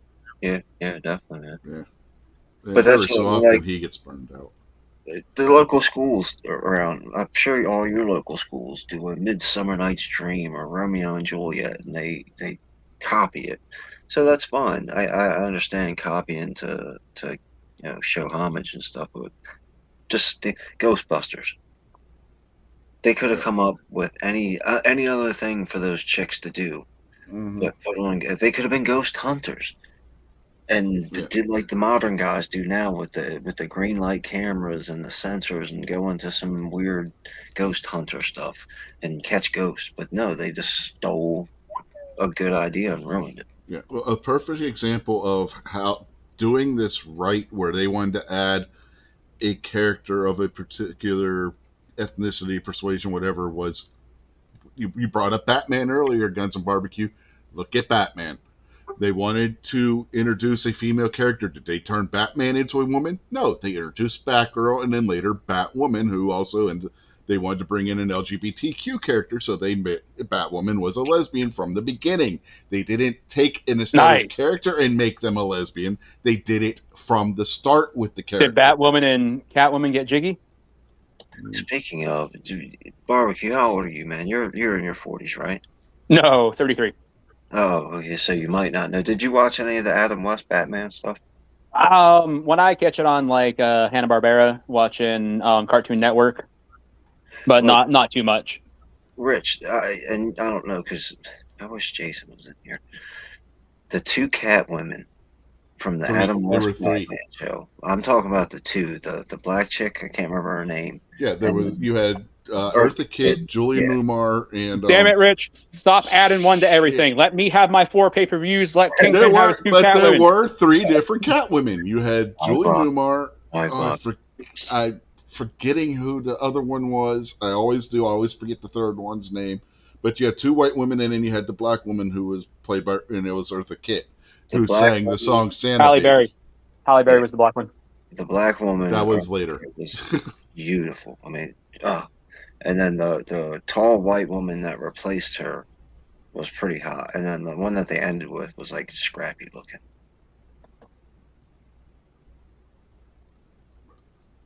That was a long conversation for me to say the two Catwomen. If Gary was here, he probably could name all 3 of the ones that played Catwoman in the and Michelle Pfeiffer was pretty hot as Catwoman too.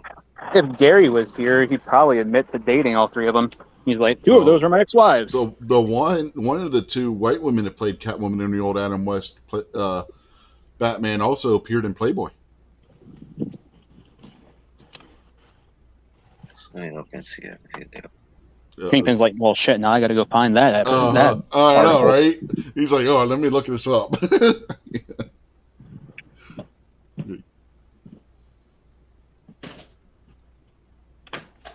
One was Miss America, if I remember right. One appeared in Playboy. Lee Merriweather, that was the third one. You had Lee Merriweather, Julie Newmar, Lee Merriweather, and Eartha Kitt. Eartha Kitt and Lee Merriweather are the ones that I'm talking about. And then I don't know I know Julie Newmar, but I didn't think much of her. Yeah, Julie Newmar is the one I believe was the one that was in Playboy.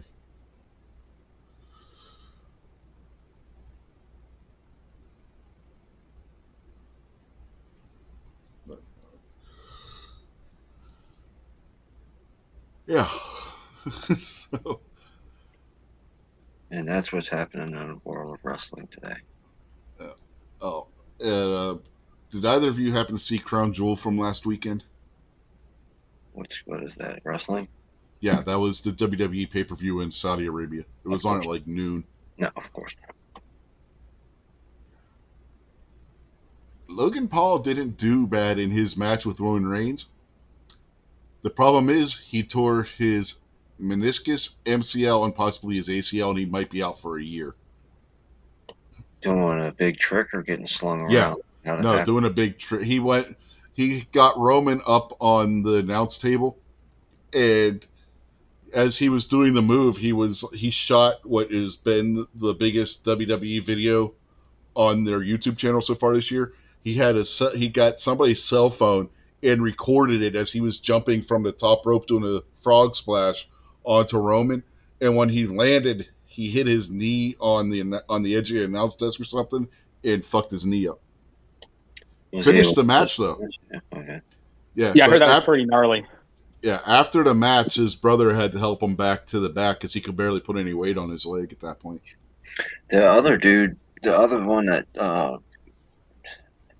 in what was it, the end of October, fought Anderson Silva and actually knocked Anderson Silva down. It was a boxing match, but still, that's not bad. Yeah, there's talk now that his brother Jake Paul may also join WWE.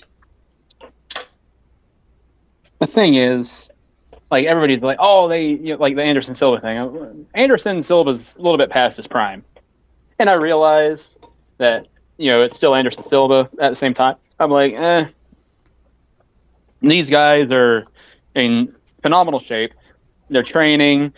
They are in their ages where they would be considered in their prime. So, I'm just not that impressed. Remember how we talked? Go ahead, Rich. I was gonna say, remember how we talked about how good Bad Bunny did in the wrestling match he had, the tag team match with him and Damian Priest versus The Miz, and who was it, Morrison, I think. Right, Logan Paul looked like that, but he was in a solo match against Roman Reigns. Right. But the problem, and I think maybe if Barbecue can correct me, but I think the direction Barbecue was kind of going to go in was business-wise. If you think about what, like, fighting Anderson Silva, yeah, he's an old, washed-up dude, and it was a boxing match. He didn't get kicked, he didn't get choked, none of that kind of stuff. And it's not a street fight. Anderson Silva has been learned how to kill people since he was 10 years old. Mm-hmm. So it was all about the paparazzi, whatever they would call well, it. we've talked about this And the before. money. So my thing is, the other Paul guy jumps off the top rope and blows his knee out and can't work for 6 to 8 months. That's a bad business move for both of them to go into actual wrestling to where they are not going to get paid nearly as much to compete, and they're going to have to triple their physical exertion.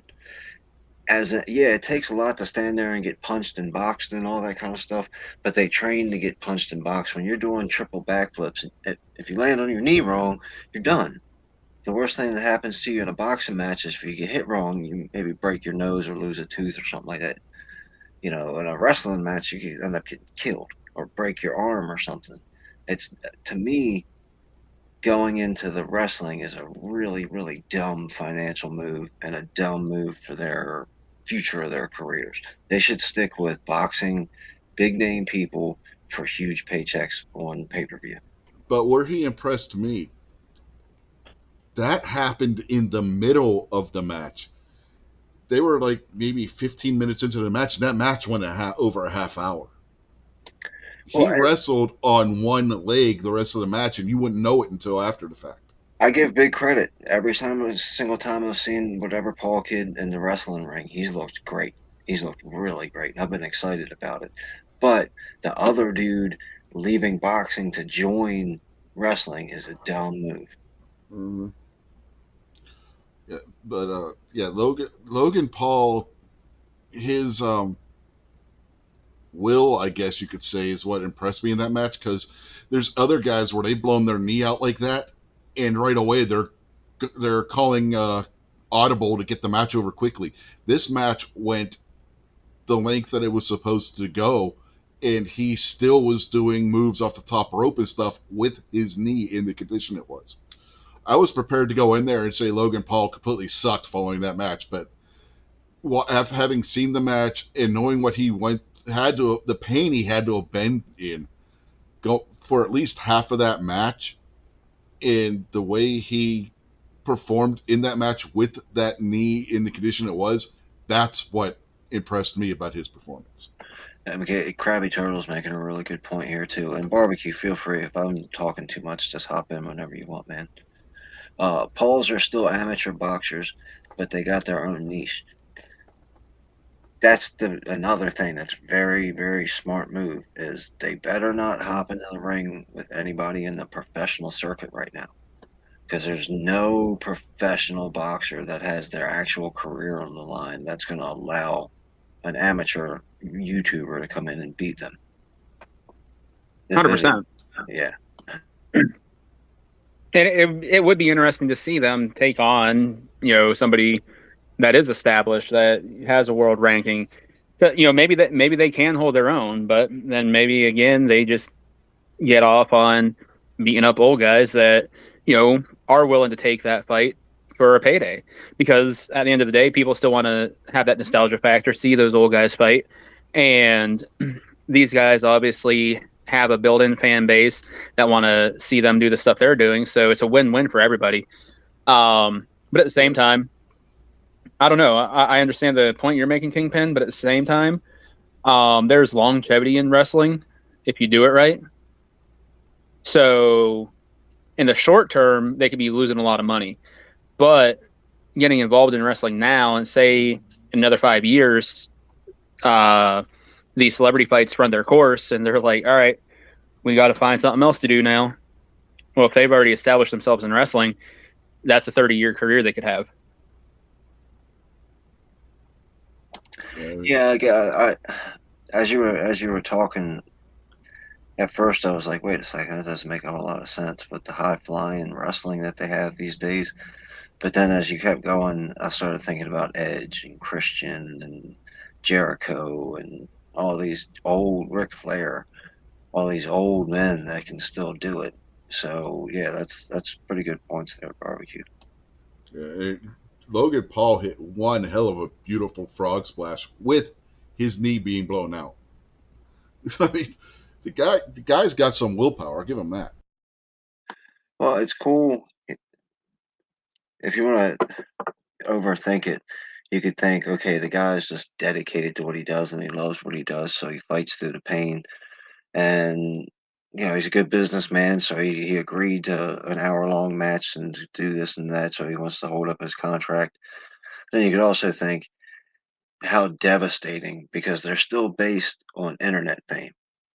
Whether no matter what without the internet, these guys really don't have anything going for them.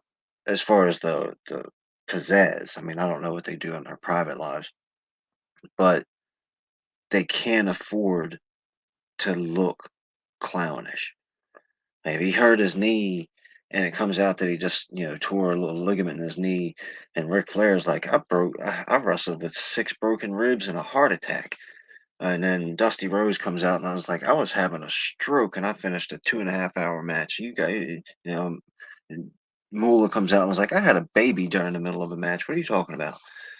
Then they can't afford to go back to the internet and be like, oh, I chumped out because I hurt myself.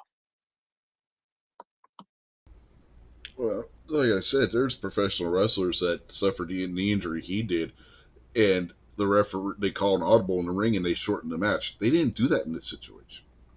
So I mean, the fact that he finished the full prescribed length that the match was supposed to go with his knee in the shape that it is, they've come out and they've said on WWE TV about the injury. It's not a where he's like pretending he's got an injury. He's actually got the knee injury, and the fact that he went that long in the match with at least half of the match, if not longer, with that knee injury, he fought through some pain on that one. Adrenaline only gets you so far, you know. Yeah, I was gonna say. I think part of it was adrenaline. Part of it, I think, was the fact that he's so new. He probably didn't know better to be like, "Hey, dude, what the frick do we do? I really jacked this up." But at the same time, he probably just thinking, "Oh, I just hurt this. This is the biggest bash of my career, probably ever. Um, Pretty big pay-per-view, main event, world title, third match in my life, Second, period." no, second. That was his second match ever. I thought he's been in 3. No, that was his second. He did the one against The Miz, and then he did the one against Roman Reigns. That was only his second match. They've been in the ring other times talking trash and stuff, but I'm pretty sure that this is. Yeah, he's been in some beatdown angles and stuff like that, but this is only the second That's one of ever the things actual match. that was the weird talk was like, wait a minute, this guy walked into the wrestling arena and now he's fighting the greatest wrestler out there. Uh, Barbecue dropped. Mm-hmm. Come back, Yeah. barbecue.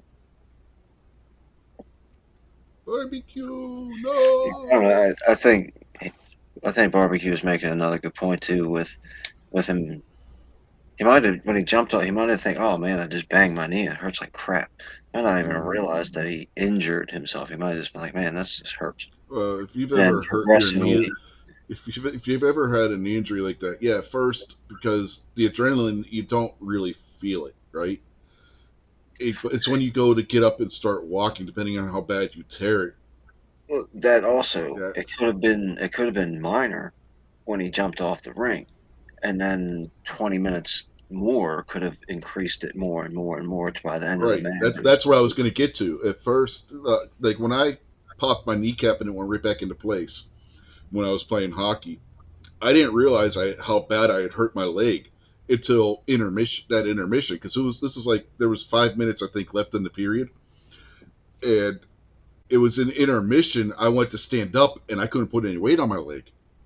That I realized how bad it was.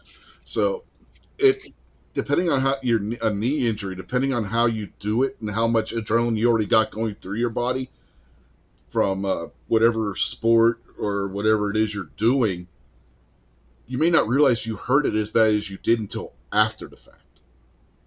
You know, you can tell him while he's sitting there soaking his knee in ice, he can look over at his brother and be like, "Look, this Kingpin dude. You remember we were the wrestling show because I know they're watching. I know they're watching.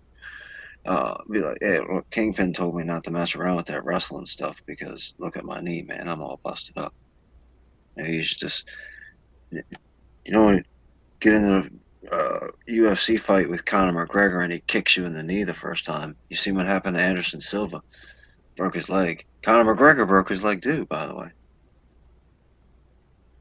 There ain't no kicking in boxing. I need to be there. Guys, call me. I'll be your manager. So I had to go Google it. I didn't mean to drop out for some reason. It like immediately kicked me. But the thing I found says that he's 2-1. Okay, I 'cause put the link in the. they kept saying during the pay per view it was only his second match, so I don't know. What was his third match, barbecue? I I remember didn't look and see what the matches were, but I put the link in the back maybe chat. maybe he had one on the Indies before WWE, I'll go check it out. because WWE they kept saying it was only his second match. If I'm maybe I'm wrong, but I could swear they said it was only his second. That he had the one against the Miz and then the one against Roman. Maybe they're saying that he's had 2 matches, not that it was the second match. Maybe Which would have made the you know, third match the Roman match. That's entirely possible. I was sick as a dog still when I was Right. watching it, so I might not be remembering it right.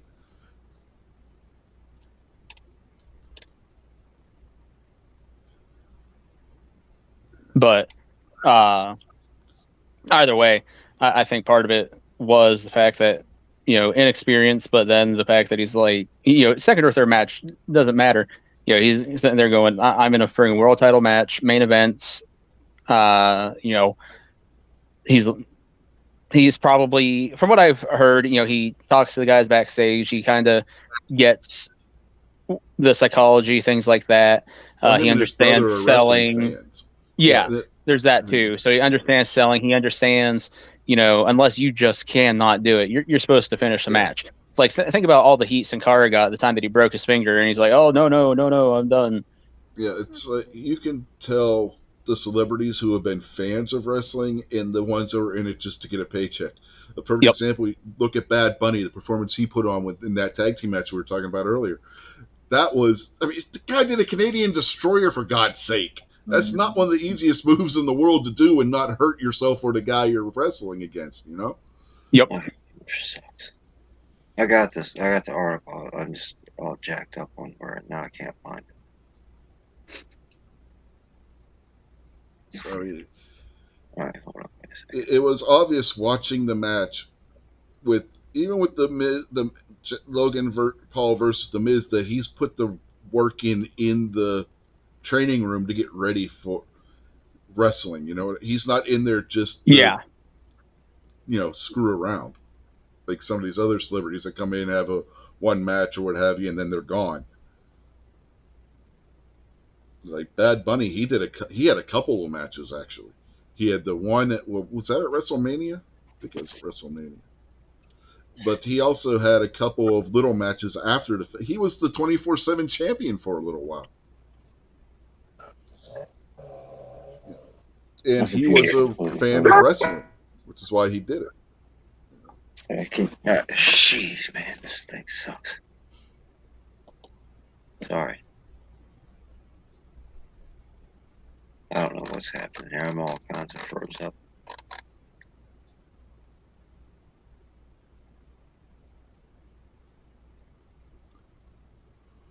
Yeah, I got that back. Let me close. So I'll go back and try and check it out. I'll probably get booted again though, just so you know. I've got the article pulled up. I just well, Kingpin's looking at that.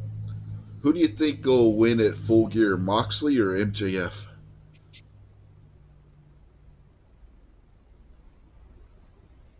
Sorry, I still have dogs barking. I'm going for Moxley. You know that. What do you think, Barbecue, Moxley or MJF? Um, I don't know. Part of me thinks Moxley wants his vacation, so throw the belt on MJF and have him go on his tear. Yeah, I don't think. it could I go don't either really way. think. I don't think that there's any shame in MJF losing to Moxley. Well, the You know, same's true with the other. I mean, you go the other way. There's no shame in Moxley losing to MJF. I've seen some people throw out there the idea: what if Regal turns on Moxley?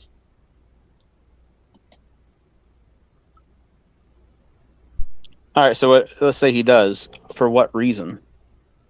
Have you not seen the promo? You haven't seen the promo with MJF and Regal, have you? No, I think I have. I think that's the one that I was talking about. Okay, yeah, But Kingpin's one didn't see it. my thing is MJF doesn't need a manager. No, but neither did Ric Flair. What if Regal becomes like J.J. Dillon to MJF's Ric Flair?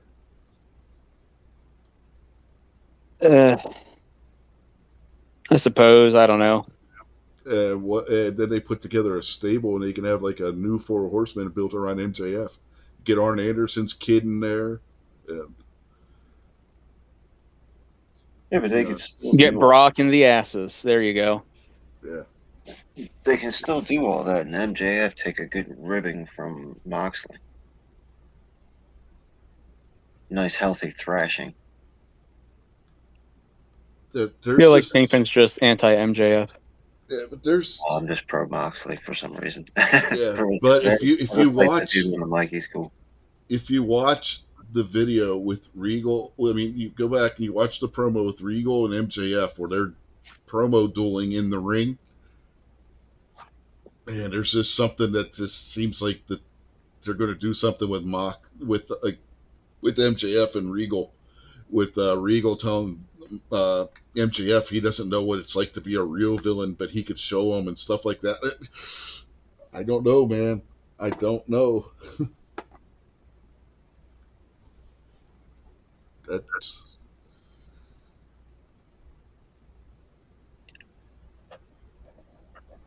I can't wait until this year is over. This computer is bad.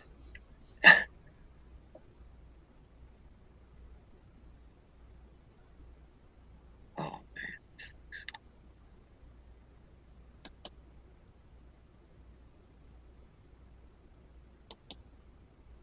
MKJO's going with Moxley to win as well.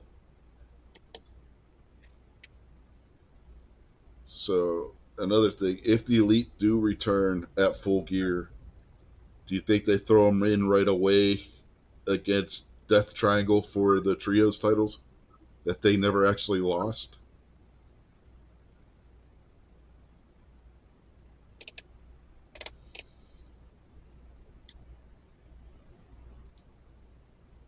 all right. Anyway, since now my page is frozen on what I was looking for. Anyway, here we go. All right, it says the Mavericks' first match took place. Oh, it took place on night 1 of WrestleMania 38. He partnered with The Miz to take on Rey and Dominic Oh, Mysterio. that is right. They had that tag team match. I forgot all about that. Miz and Paul won the match, and The Miz shockingly turned on Paul afterwards, delivering a skull-crushing finale. And then who were the other? We know that the third match was Roman Reigns. So who was the second one? I think it was against The Miz. The Miz. Yeah, I forgot all about the WrestleMania match. So, yeah, Yeah, 'cause, I thought he was at Mania. Then he yeah. wore those weird ass, almost like The Chris Benoit the tights Miz, against the Miz. which was what, SummerSlam? Yeah, he says 3 months later, Logan returned to the company to seek revenge against the A-lister. Paul got his revenge by beating The Miz in convincing fashion at SummerSlam.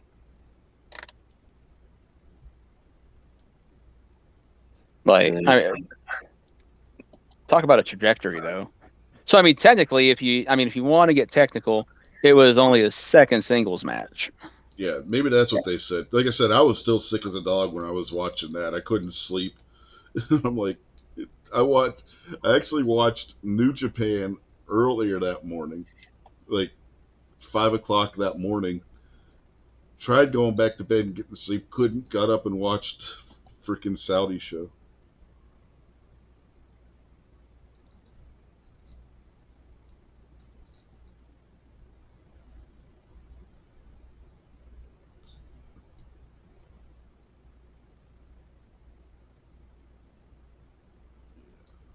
But what do you?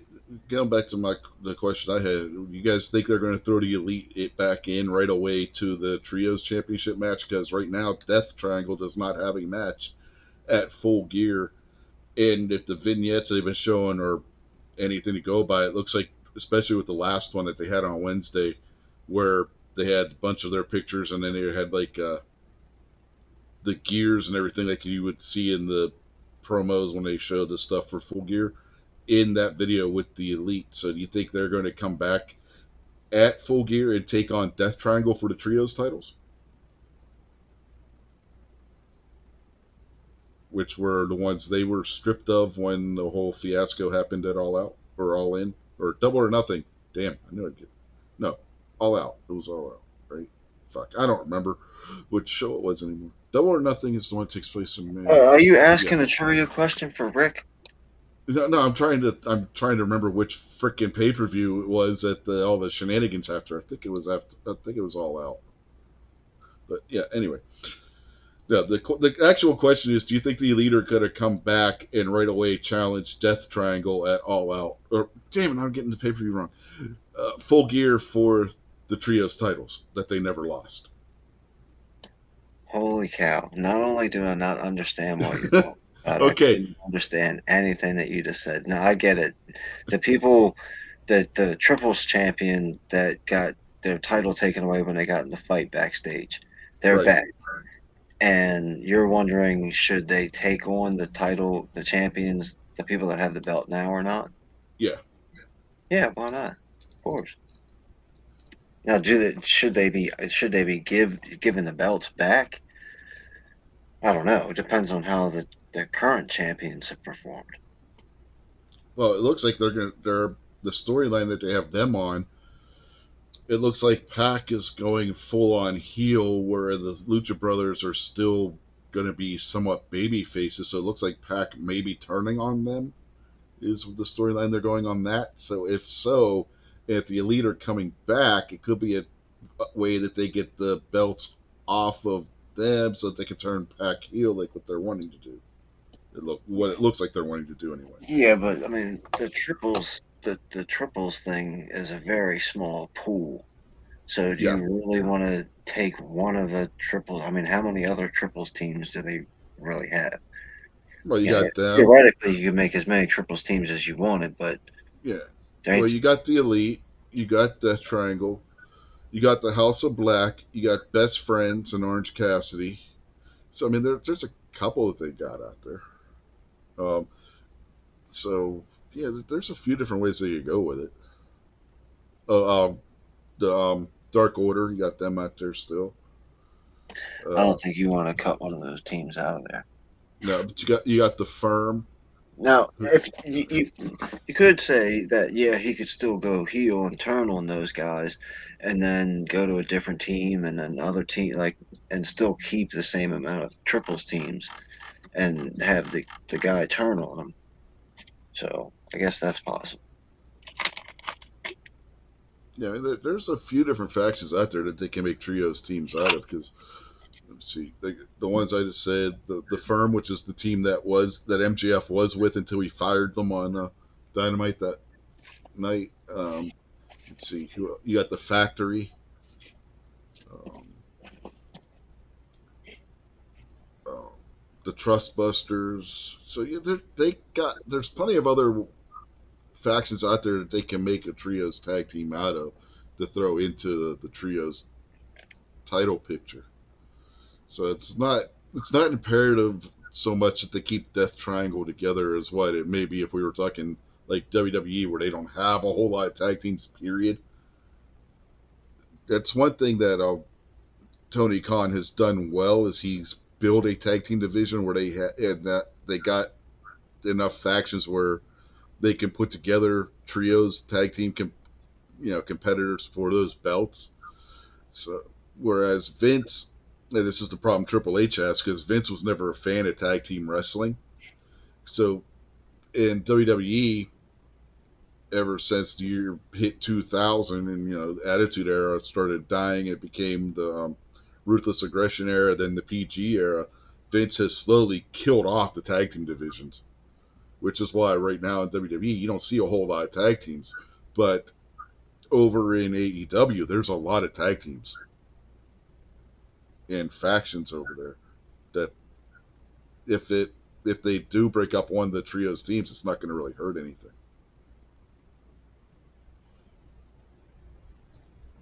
Granted, you'd be breaking up one of the top teams in the trios division, but we don't know what the story is with Pac beyond that because he was just the Mid Atlantic champion or the All Atlantic champion, excuse me. Mid Atlantic champion was back in WCW before it was WCW. But yeah, just an interesting what if scenario on that one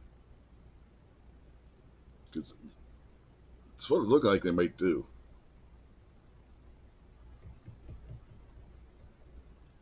But oh man, Was there any other newsy news left?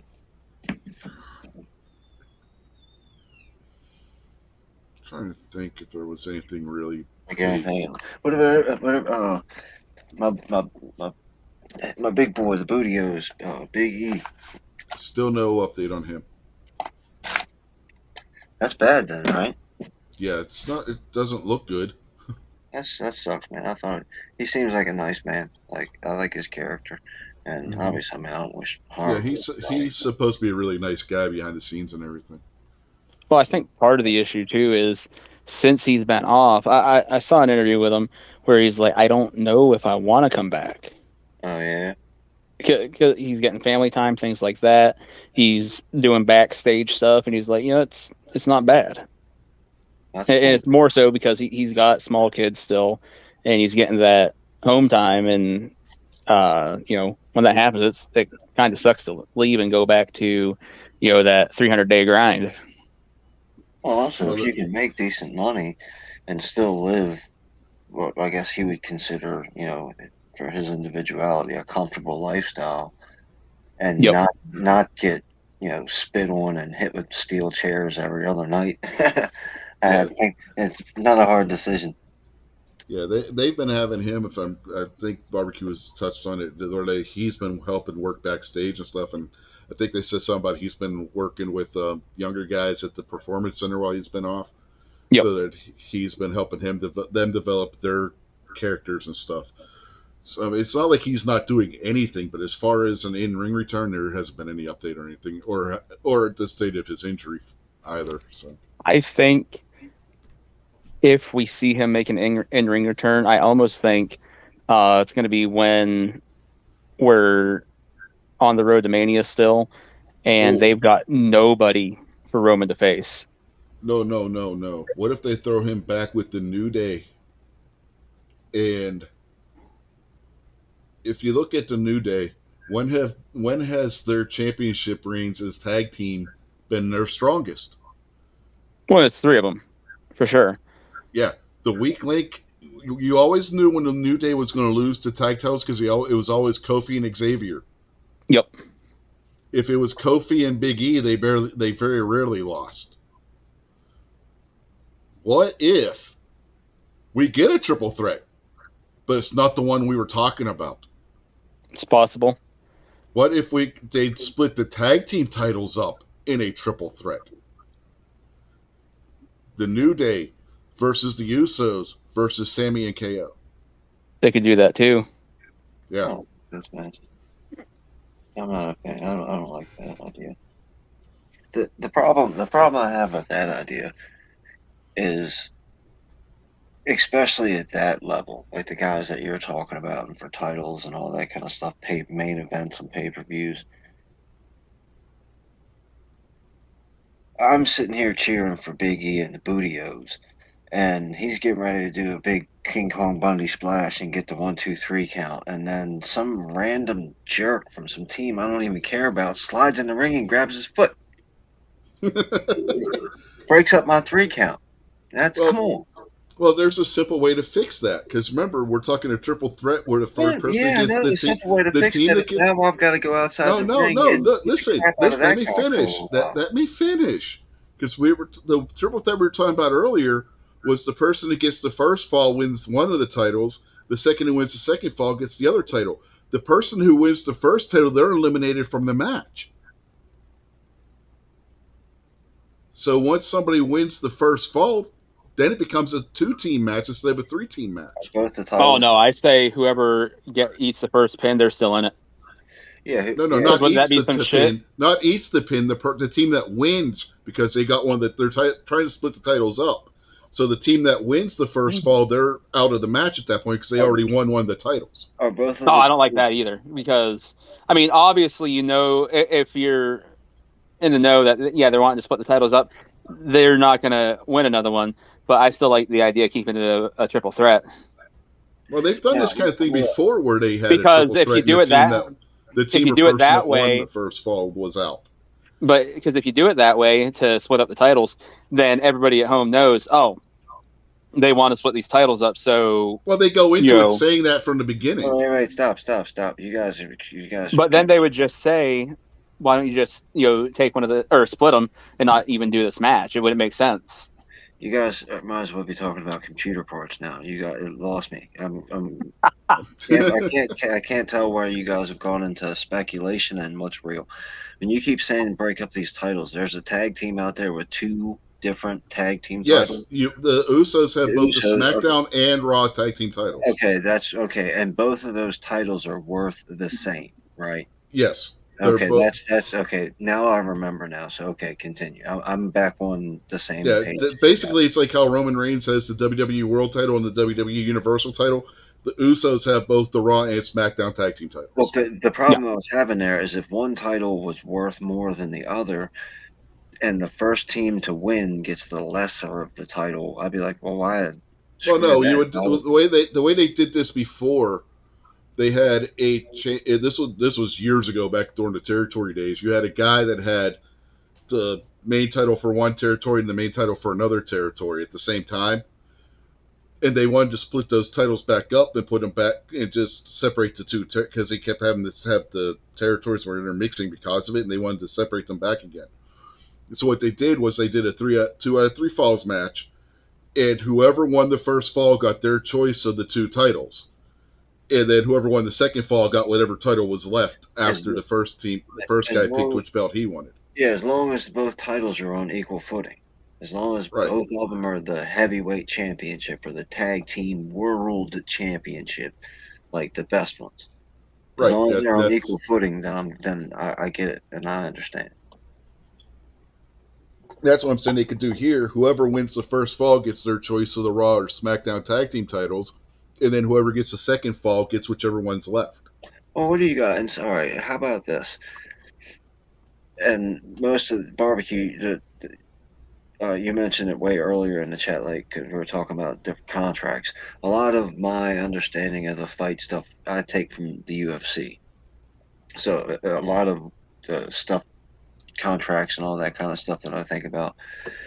What if instead of having triple threat match and quadruple threat match and stupid threat matches, you have tournament style wrestling.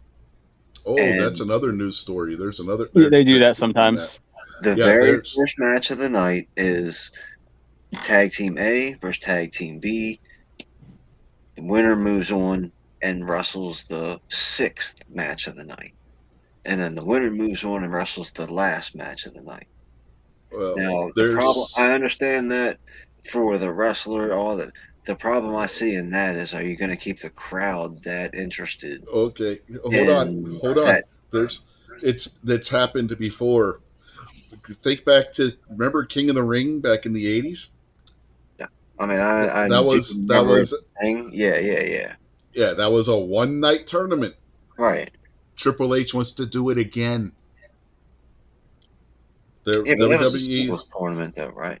yeah, Okay. WWE. They're talking about putting back the King of the Ring as a one night tournament pay per view, and maybe doing one as a doing it as a weekend and having Queen of the Ring on Saturday and King of the Ring on Sunday. Not cancel the Saturday. I figured you'd say that, but Unless the Queen of the Ring is going to be in bikinis with fake boobs. but As they're long as they don't all do something stupid like have Becky win Queen of the Ring and friggin' Seth win King of the Ring. no. Everybody's afraid that Charlotte would win Queen of the Ring because she already calls herself the Queen. True. Queen of the Ring is going to be that tranny chick, and Damian Priest is going to be the King of the Ring.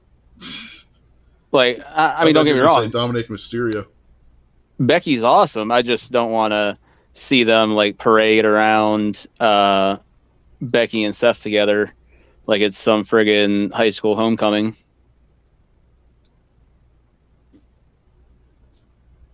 I could get Well, behind the they're tournament not stuff. even on the same show anymore. Becky's on SmackDown and Seth's on Raw. Now, are we Hey, but talking? Are we talking tournament style wrestling, or are we like Yeah, bracket style, like everybody? it's a bracket tournament that they're going to be yep. Yeah, doing. Like, I'm talking about the stuff that we're making up, not the King of the Ring uh, thing. The new thing we're making up. Well, I mean, same concept. They could do it. yeah, you Um, would have to do it that way. but I right before Kingpin brought that up, I actually thought of something else. And honestly, Rich, we've made this way too complicated because they could just have Roman run the gauntlet. So for an hour, they're just throwing fresh opponents at him. If somebody pins Roman, he gets a title. So say they're like, you're gonna face 5 guys. Number 4 pins Roman, he gets a title. 5th guy comes out, Oh, you know what Roman. they could? You know what they could do? Bring back the championship scramble. You remember that from back in the mid 2000s? Wait a second, hold up. What happens? What happens when number 4 pins Roman? Does number 5 not get a match, or does number 5? Oh no, number 5 would still come out because Roman would still have another title. Yeah. But do you Oh, remember the Roman has championship? 2 titles now. Yeah, But he's got the WWE World Heavyweight title and the Universal Championship. That's right. yep. That's why, because the Uso, the Bloodline, has all the big titles. Yeah, they have all the main titles. Yeah, Who was the last guy that they did the gauntlets like that with? Was it Cena? it might have been, but the one I liked was the That's championship not. scramble. You I remember don't remember Championship Scramble. You don't remember that one? It was a No. 6-man match. Every time somebody scored the pin, they were the champion. When the time ran out, whoever was the last guy to be champion won the match. Didn't Ric Flair wrestle like 17 guys in one night? Or Not that I can remember.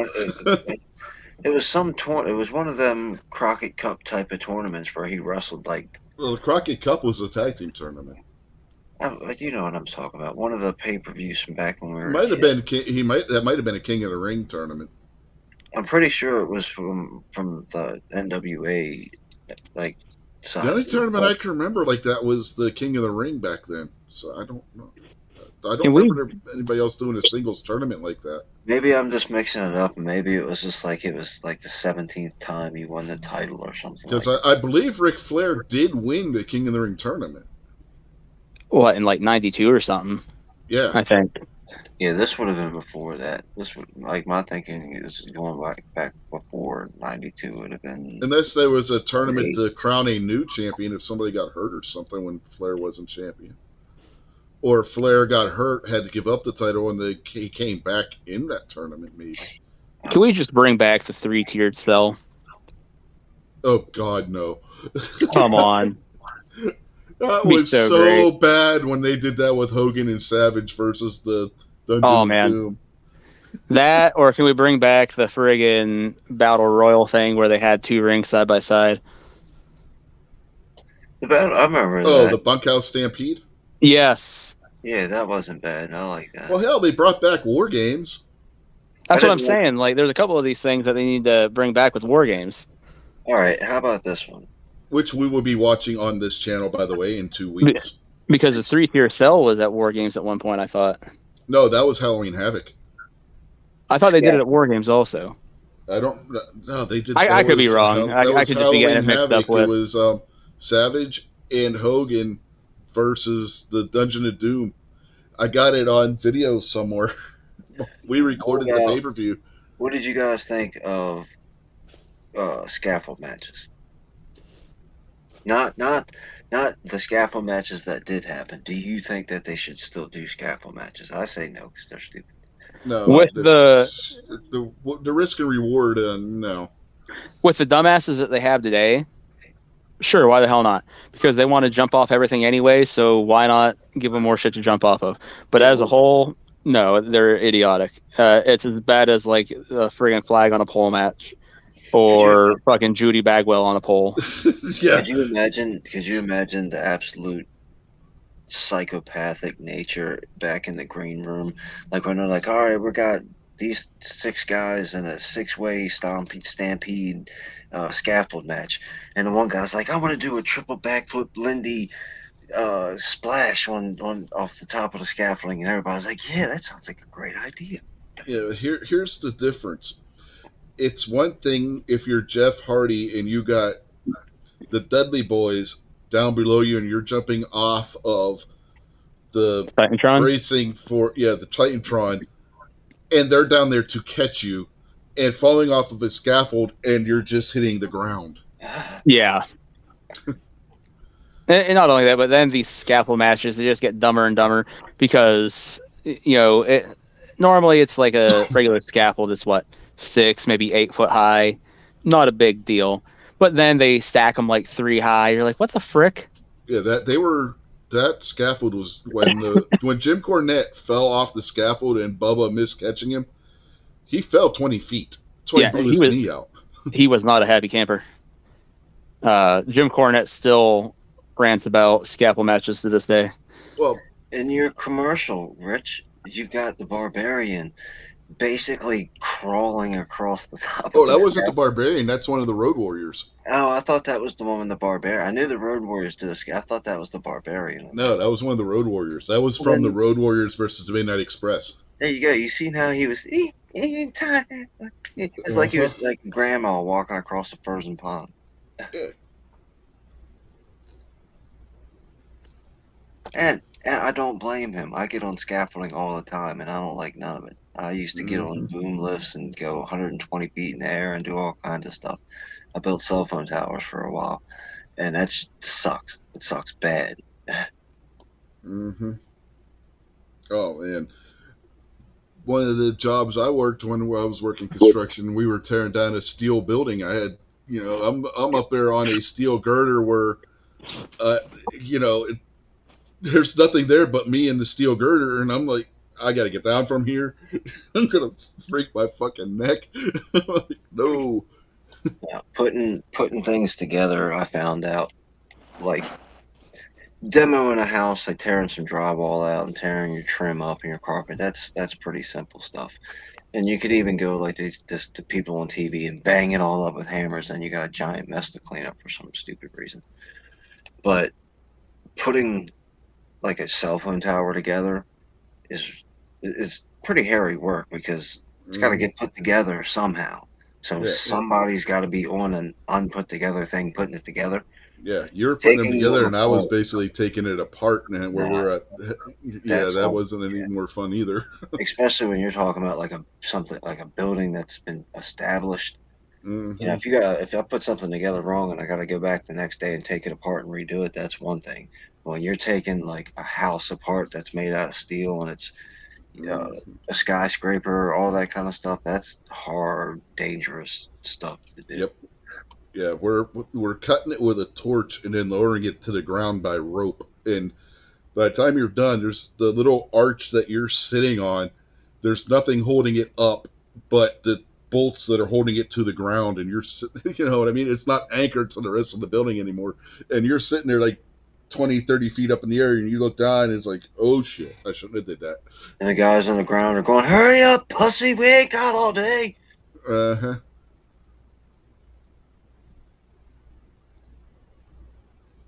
Yeah, I made the excuse a couple times of having to go to the bathroom just because I wanted to get my feet back on solid ground. Like, man, that is like, you want to talk about something that's scary. Yeah, I don't like heights to begin with. You know, I'm sitting up there on the just basically a steel arch, like an arch kind of. It was maybe 2 feet wide where I was sitting on it. You know, I'm gonna get off of here for a couple minutes. Or I don't mind heights, but I'm also not that super duper heights adventurous. There's a video on YouTube of these two dudes. I guess they're Russian dudes. They're in China, and they climbed this thing called the Canton Tower, which I guess is like the biggest tower in the world now or whatever. And when they got to the top of it, there was still a crane on top of it. oh, These guys climbed out to the very edge of the crane they when they climbed the edge of the boom on the crane. They're all the nuts. way out. Jesus Christ, they're nuts. One point in time when they were climbing the tower, one of the like ladders moved, like came apart, and they were like, "Oh crap, this thing's not even put together right." And they still Oh, climbed it. When they got to the top, when they went out on that crane arm, you could see clouds below them. That's how oh high damn. out, No, no, thank you. dude. I'm not afraid of heights like that, but go watch that video, and watching the video will make you anxious. Yeah, I can imagine. I mean, I I've done like you I've and use walked out on cherry my pickers and stuff, but I ain't doing that. I've walked out on my front porch and looked down. I'm like, holy cow, there's clouds below me. And I was like, oh, never mind, it's just foggy. Well, and you're blind. So, I mean, That too. Yeah, but yeah, a lot of those clouds are probably just in your eyes. yeah. Krabby's absolutely right. He said, and still had to climb down. F that. Yeah, right. Yeah, and still had to climb down. Yeah. Yeah. I'll go Yeah. get there. I'll open my phone. I had to turn my computer basically off except for the StreamYard. So I'll go look it up on my phone and put it in the YouTube chat. Yeah. That's just plain stupid. You know.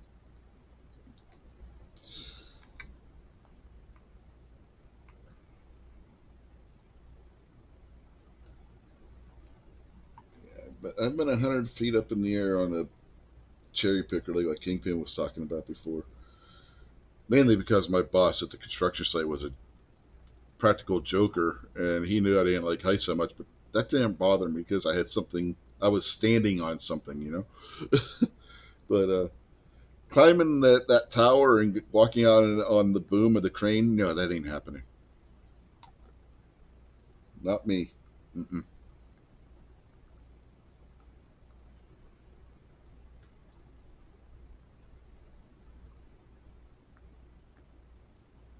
I don't like ladders either, for that matter. So, no.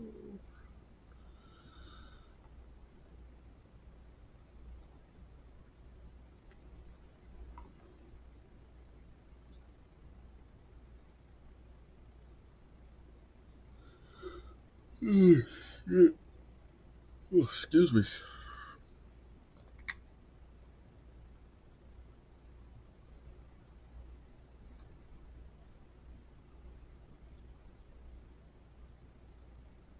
There was something else I wanted to. I forgot what the hell it was now.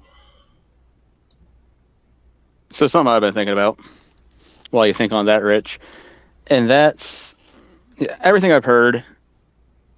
You know, people are starting to question who who did AEW actually use to do this supposed third party investigation? And then all of a sudden, the Bucks are back, Omega's back, Punk's still out, ACO, he's gone. You know, who conducted this third party investigation? Why didn't they question ACO's wife? You know, the one They person. did. No, they didn't. Yeah, they did. Nope. According to what was just brought out, they did question her, and they talked to one of another promoter that Ace Steel worked with, and he verified the fact that, yeah, they talked to both Ace and her. Where'd you hear that? Because everything I've heard They were has said just that. talking about that, I think, on Cultaholic this past week. I don't normally watch Cultaholic. I normally watch. I say it's one of the English ding dongs that I watch. I can't remember if it's Cultaholic or not, but yeah, everything I've heard said that they didn't. Yeah, that's the problem. Wife. There's a lot of rumors that are going around that just, you got to take them with a grain of salt. No, we're not going to know anything for sure about who they talked to and didn't talk to, but look at who's coming back and who's gone, and that gives you an idea of where the guilt lies. You know what I mean? Not really. Yeah. Who's the first so far? Only one person's been fired. Yeah, but that's also the guy that was for sure just decking people. Why would Punk want to come back? That's my point. I'm not talking about Punk. I'm only talking about Ace Steel here. There's only one guy that we know for a fact has had any kind of disciplinary action taken, and they fired him. Which goes back to my initial thought that this guy flew off the handle, and that's what led to it all. And it's looking like that may have been what happened because he's the only one that we know for sure has had any discipline done to him. You get what I'm saying now? I see that with Theo. I don't know. I just feel like there's still a lot more questions there. But I'll have to go back out, check Cultaholic, and see the part that you're talking about. Yeah, if I remember right, that again, when I saw that clip was when I wasn't feeling it. I may not be remembering the whole thing right, but I'm pretty sure that they said they talked to his wife. Yeah, it's not. I was trying to think of the English ding dongs that I listen to. It's not Cultaholic. It's What Culture that I listen to. I unsubbed to them because I got tired of all their Black Lives Matter shit. Honestly, I never I catch them on the when they do their morning. This is the news, which is annoying as shit. Yeah, like you're blind, so you probably didn't see, but they always had a Black Lives Matter banner pop up on the screen during their news things and stuff. Half the time, if I'm listening to anything on YouTube, I'm literally just listening to it. I'm not paying attention to the screen or anything anyways. That's why a lot of times I don't even go in and comment in a chat anymore, just because, then you got 17 people are like, hey, at Guns and BBQ or all that happy horse shit. And then when I finally look at the screen again, I might try and look at comments, and then I see my name lit up like 4 or 5 times, and I'm like, oh shit. Yeah, so I always feel like a dick because I don't want people to think I'm ignoring them. I'm not paying attention to the phone at all. I'm just listening in the background. What got me was, we'd be telling them in the comments that they need to stop with supporting the Black Lives Matter thing, because it's not what they think it is, and how much what they've done here in the U.S. and stuff. You're like, oh, that's not happening. That's just propaganda. Like, no, dude, they're burning cities. And it's. You got guys over in England telling them that they got to pay attention and that it's not what they think it is, and they kept insisting. And finally, I just had enough of it and said, "Fuck this shit." Well, not only that, now it's coming out where they're like, "Oh yeah, friggin' the founder has bought like 3 houses and has taken in like $60 million and under federal investigation now because of all the shady practices with the money that was coming in." And But the only one on Cultaholic that was worth watching anymore anyway was freaking Simon Miller, and he's got his own Yeah. channel where he Yeah, shows like how he Simon. does his workouts and stuff. Oh, nice. I didn't know that. Yeah, he's got his own pot. He's still with What Culture. He still does Yep. his wrestling stuff there. But yeah, he's got his own channel where he shows him doing his workouts and stuff. Nice. You know, that he does, you know, the stuff he does to get ready for when he has one of his matches over there in England, because he still wrestles Yep. on the independent circuit over there in England.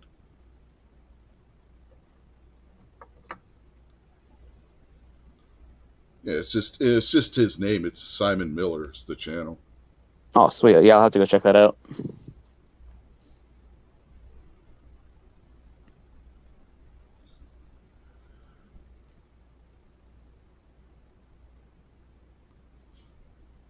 Kingpin back yet?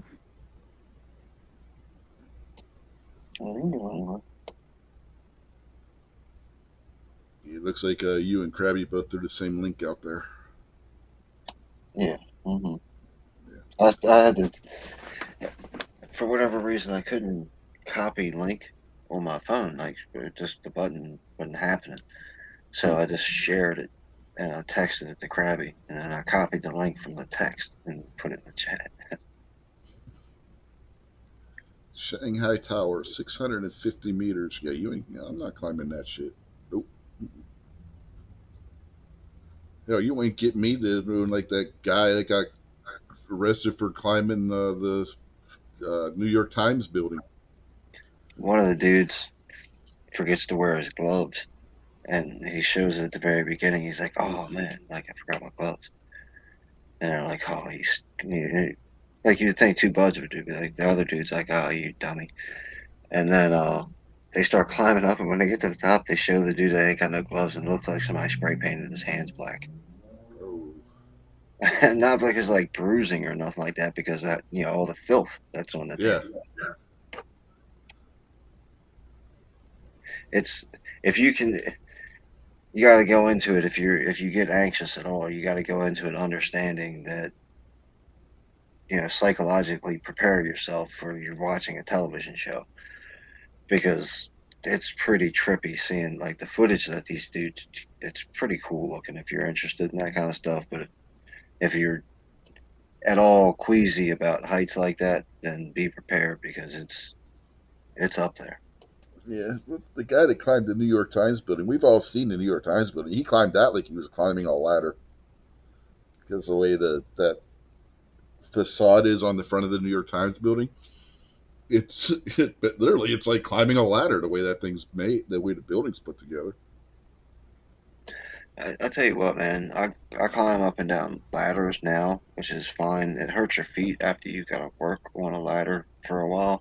Mm-hmm. But climbing a cell phone tower, or climbing a monopole, or climbing a water tower that's pretty tall, it sucks when the ladder's straight up and down. Like if there's Mm-hmm. not a Oh, landing I that can you can go imagine. into another ladder and go up, and if it's just straight up, climbing ladders sucks. Mm-hmm.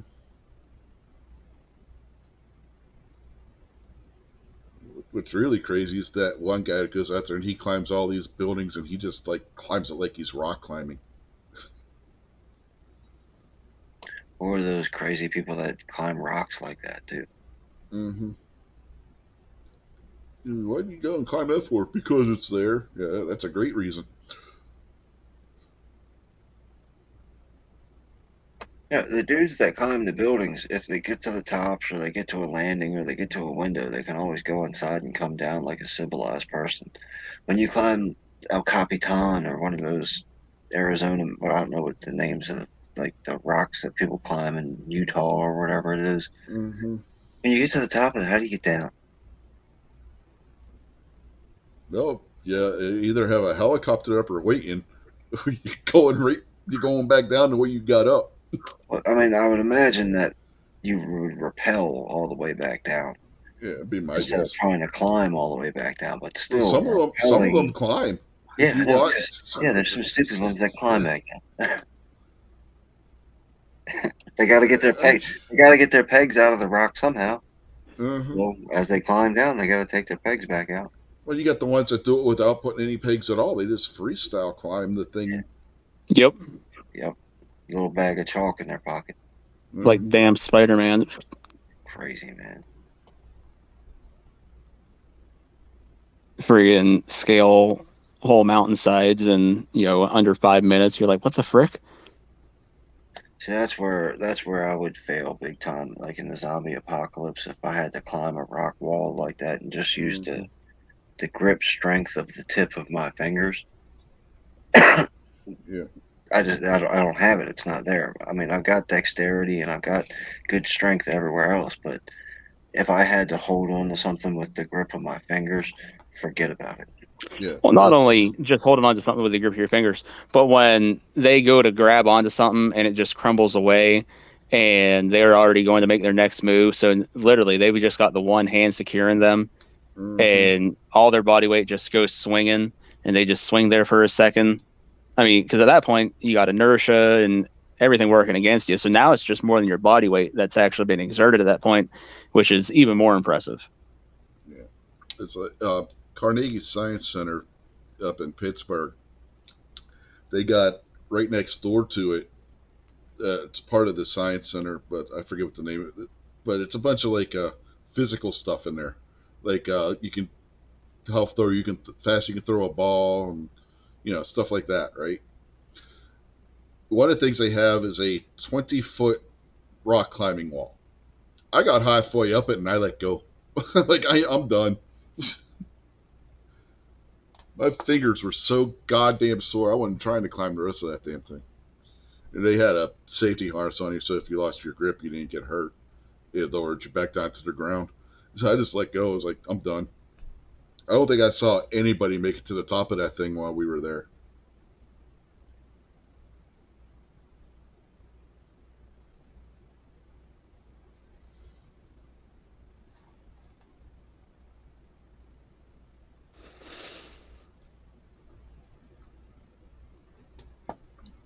The only reason why I did is because some of the kids in my daughter's class dared me. All right, barbecue. Let's come up with something to dare him. No. I dare him to play real hockey instead of Wii hockey. I messed my knee up playing real hockey. Excuses, excuses. Yeah, I'm not really too sure. I don't think barbecue had those stipulations. I'm pretty sure he's heard you talk about your bad thing. I think that's irrelevant to him. So you got to pick something else, Rich.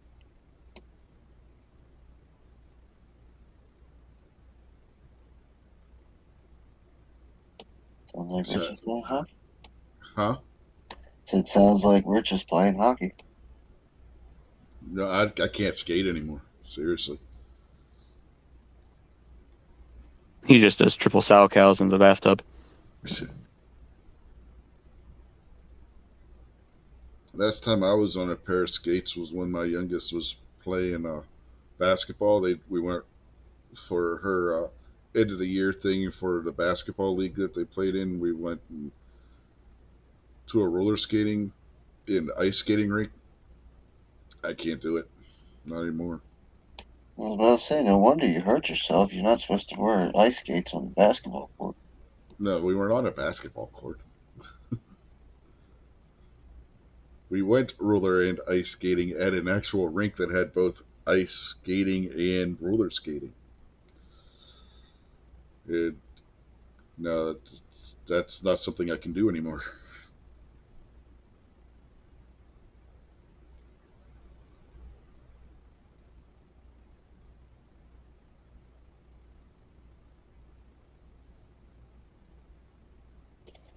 I could probably.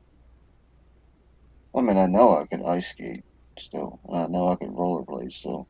I don't think I could roller skate anymore. Like the four wheels is so foreign to me now. I don't know if I could figure it out again without getting frustrated and quitting. I just wouldn't put I wouldn't go ice skating or rollerblading. Yeah, the pain in my knee was just yeah, it was. I couldn't do it anymore. I limped around the rink once and I was like, "Yep, I'm done."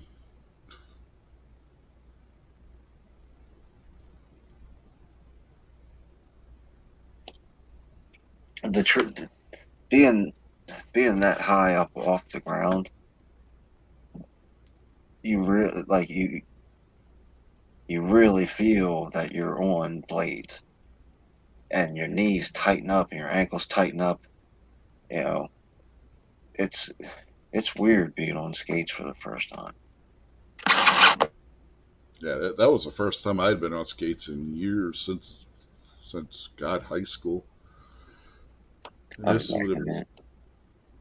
this would have been when she was eighth grade, I think.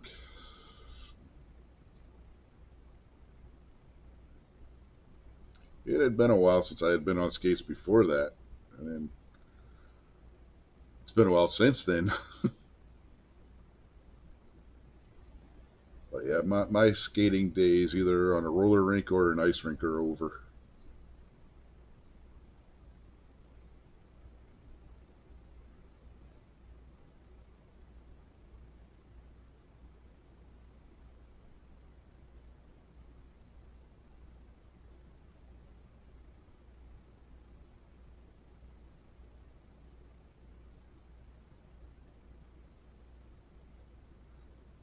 The best part is, while I'm trying to limp my way around the rink, one of her teammates' little sisters is like freaking out because she's scared to death out there trying to go around the roller rink, and I ended up helping her go get around the rink. It was like, "Are we?" I looked at her. It's like, "Are we done?" She's like, "Uh huh." I was like, "Okay." Yeah, helped her get back to her mom so she could get the skates off because she didn't care for it too much.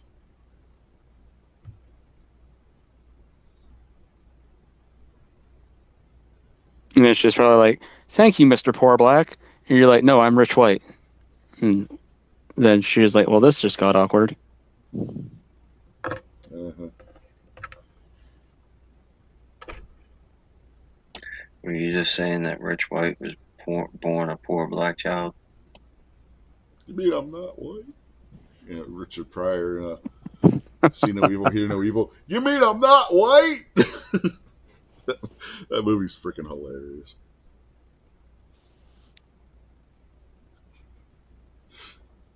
Was that he was on the subway when that happened? It's just him and his sister. Yeah, back when movies were good. Mm-hmm. Everybody on the subway just looks at him like he's crazy.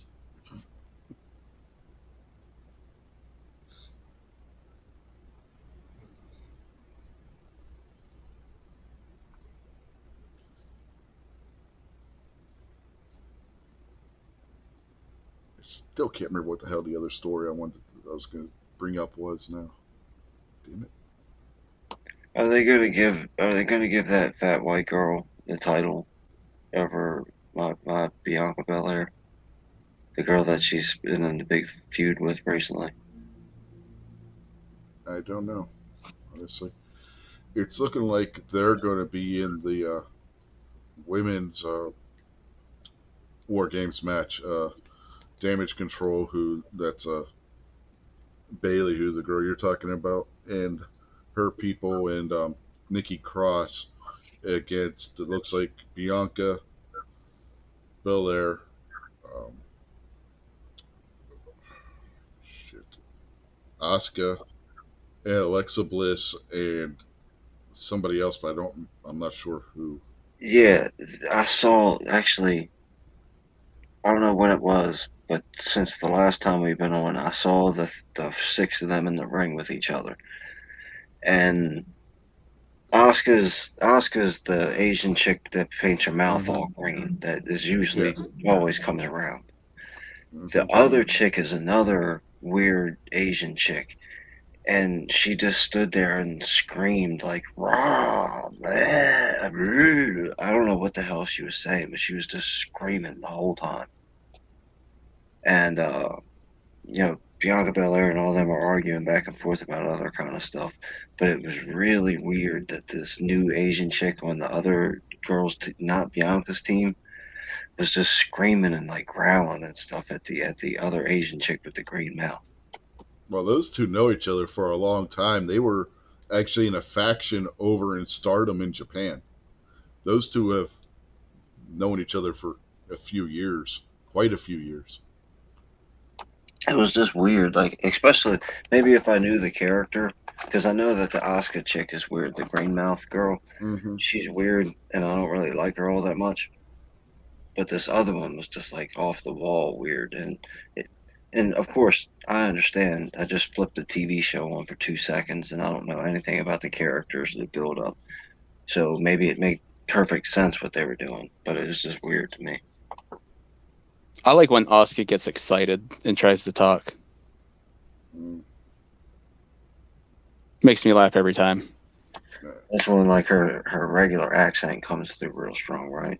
Mm-hmm. What sucks is they've really toned her down from when she was over in Japan. Because when she was over in Japan, Oh, she yeah. was like a psycho killer kind of. She would go out there and just beat the hell out of people. Well, and even when she was in NXT and stuff, and even called up to main roster, she had what, a 2-year run undefeated. And I understand everything has to come to an end, but ever since they made her lose that undefeated streak, it just her Io and Io's sister over in Japan, they were like total badass trios faction. It just went out there and beat the shit out of everybody. They don't let them do like they did over in Japan, which they don't. Well, they do the same thing with Shinsuke. Shinsuke should be out there kicking everybody's ass.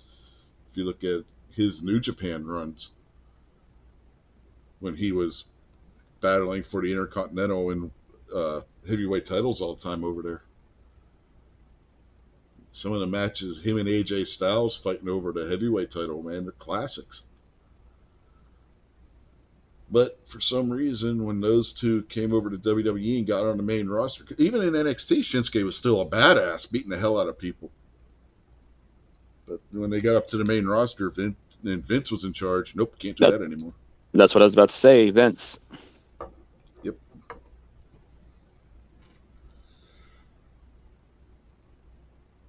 Name one Japanese badass under Vince McMahon's rule in WWE.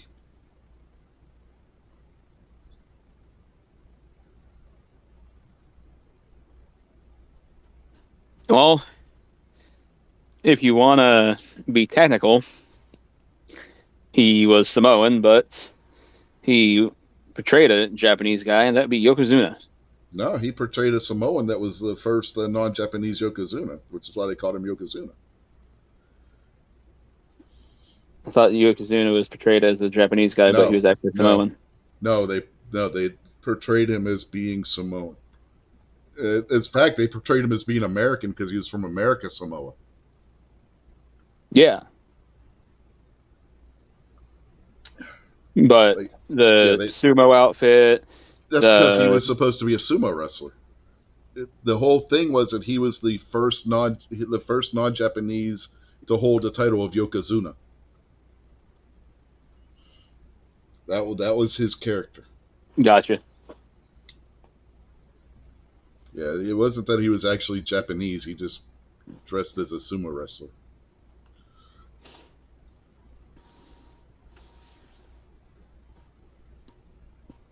Then none.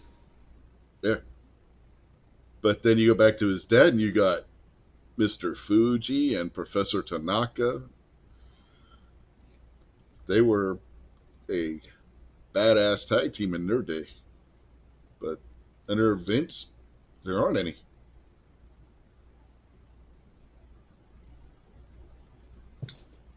Then you had Funaki and Tanaka. Yeah, and Dick Togo. And say Tajiri. Mm-hmm. Well, Tajiri came over from ECW, so does he count? Yeah. That is still Japanese. What are you guys talking about? Tag team matches now? No, we're talking about any Japanese wrestlers that Vince didn't flush down the toilet as soon as he got his hands on them. Did Muda ever go to the WWE? Nope.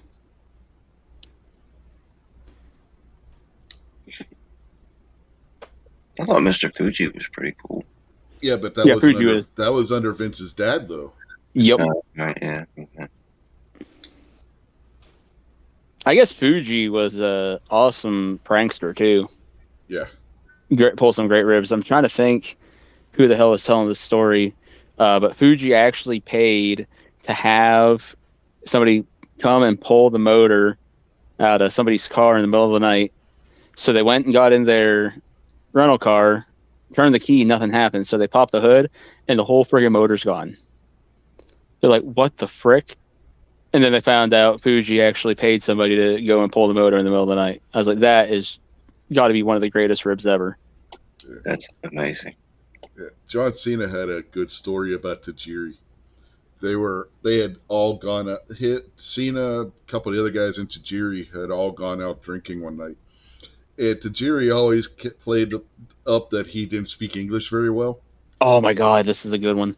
Yeah. So Cena and them, they're all drinking, and they're driving back to the hotel.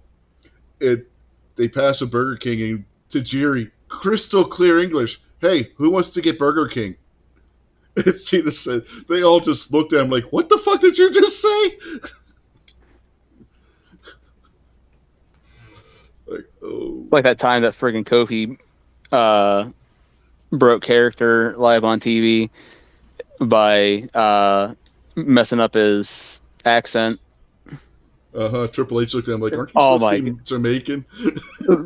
But Triple H friggin' just played that so friggin' well.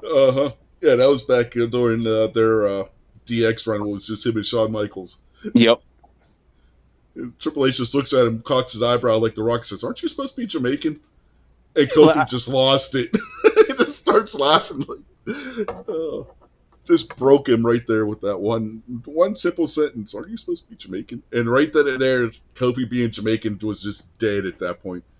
I thought I heard another interview with Kofi where he had actually done that on purpose just because he was tired of doing the accent. And then, Triple H being the guy that he is, and plus with the shtick that DX was playing at that point, it fit perfectly anyways. Mm-hmm. So they were able to just keep on rolling with it, and it got Kofi out of doing that stupid friggin' accent. Which admittedly he did do well, but... Mm-hmm. Well, Kofi said it was easy because he's from Ghana. And if you listen to people from Ghana, their accent isn't all that different from a Jamaican accent.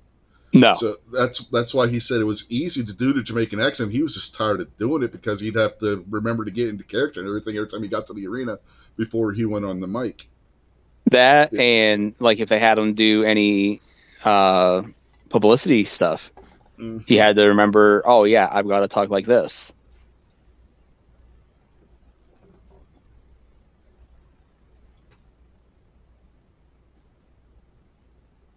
They're like, oh, you're going to go and talk to WKBW 101. When he goes to go on the radio, he's got to talk like this, man.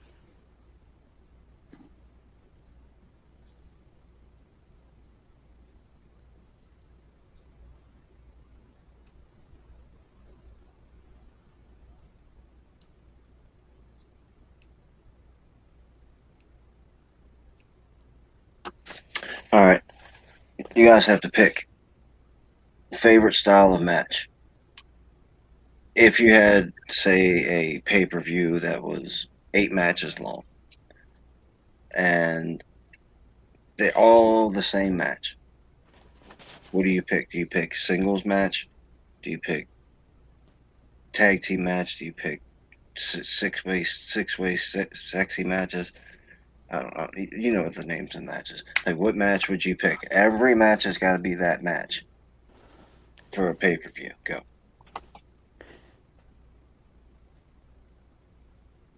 And you can go as wild as saying like bunkhouse stampede match for every match. You can go as wild as saying exploding barbed wire match for every match.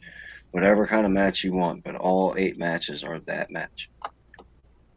So if I had to pick something like that, I'm just going to go with a traditional singles match, or it can be tag team, but just, traditional rules, the whole 9 yards, either way. Doesn't matter.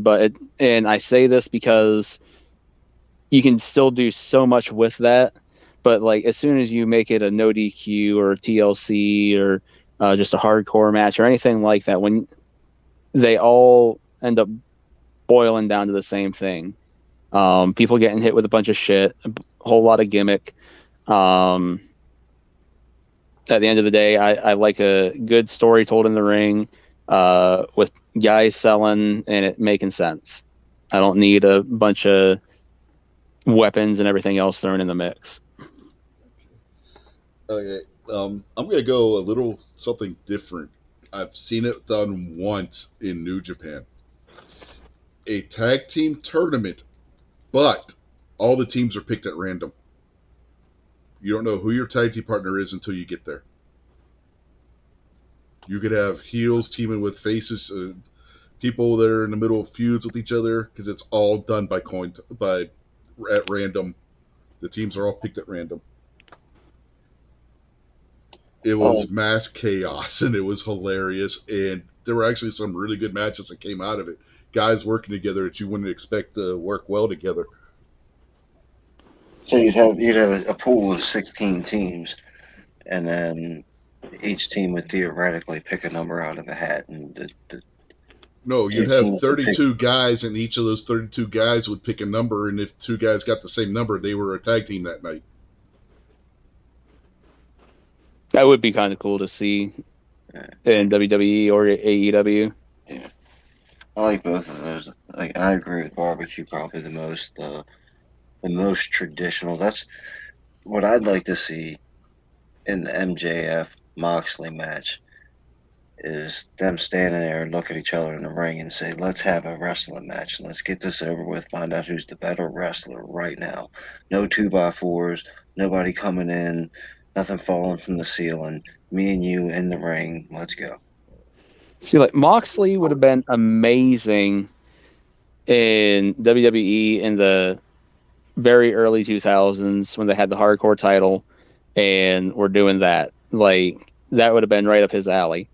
But everything with him has to just be so ridiculous. Which I understand. There's people that like that stuff and cool. But for me, I mean, I enjoy a good hardcore match, death match style thing every once in a while. But it seems like everything Moxley does, somebody's got to be bloodied like friggin' 1970s Ric Flair and friggin' everybody's getting tacks anymore. Like the thumbtack spot was this ultimate reserve thing, and it's done so much now. I don't know, one of those things that bugs me. It's like fucking super kicks. Like you do it too much and it means nothing now. Yeah. Well, it's crazy. Moxley has gone over a month now without bleeding. Well, Rich, you talk about it all the time. All the 1999's top finishing move was the sleeper hold. Now in 2022, there's 10 sleeper holds in every match, and none of them wins the match. Well, there's some guys that still, like with a sleeper / chokehold, will win a match. Moxley does with the Bulldog choke. Yeah, but I'm talking about how you're talking about finishing moves.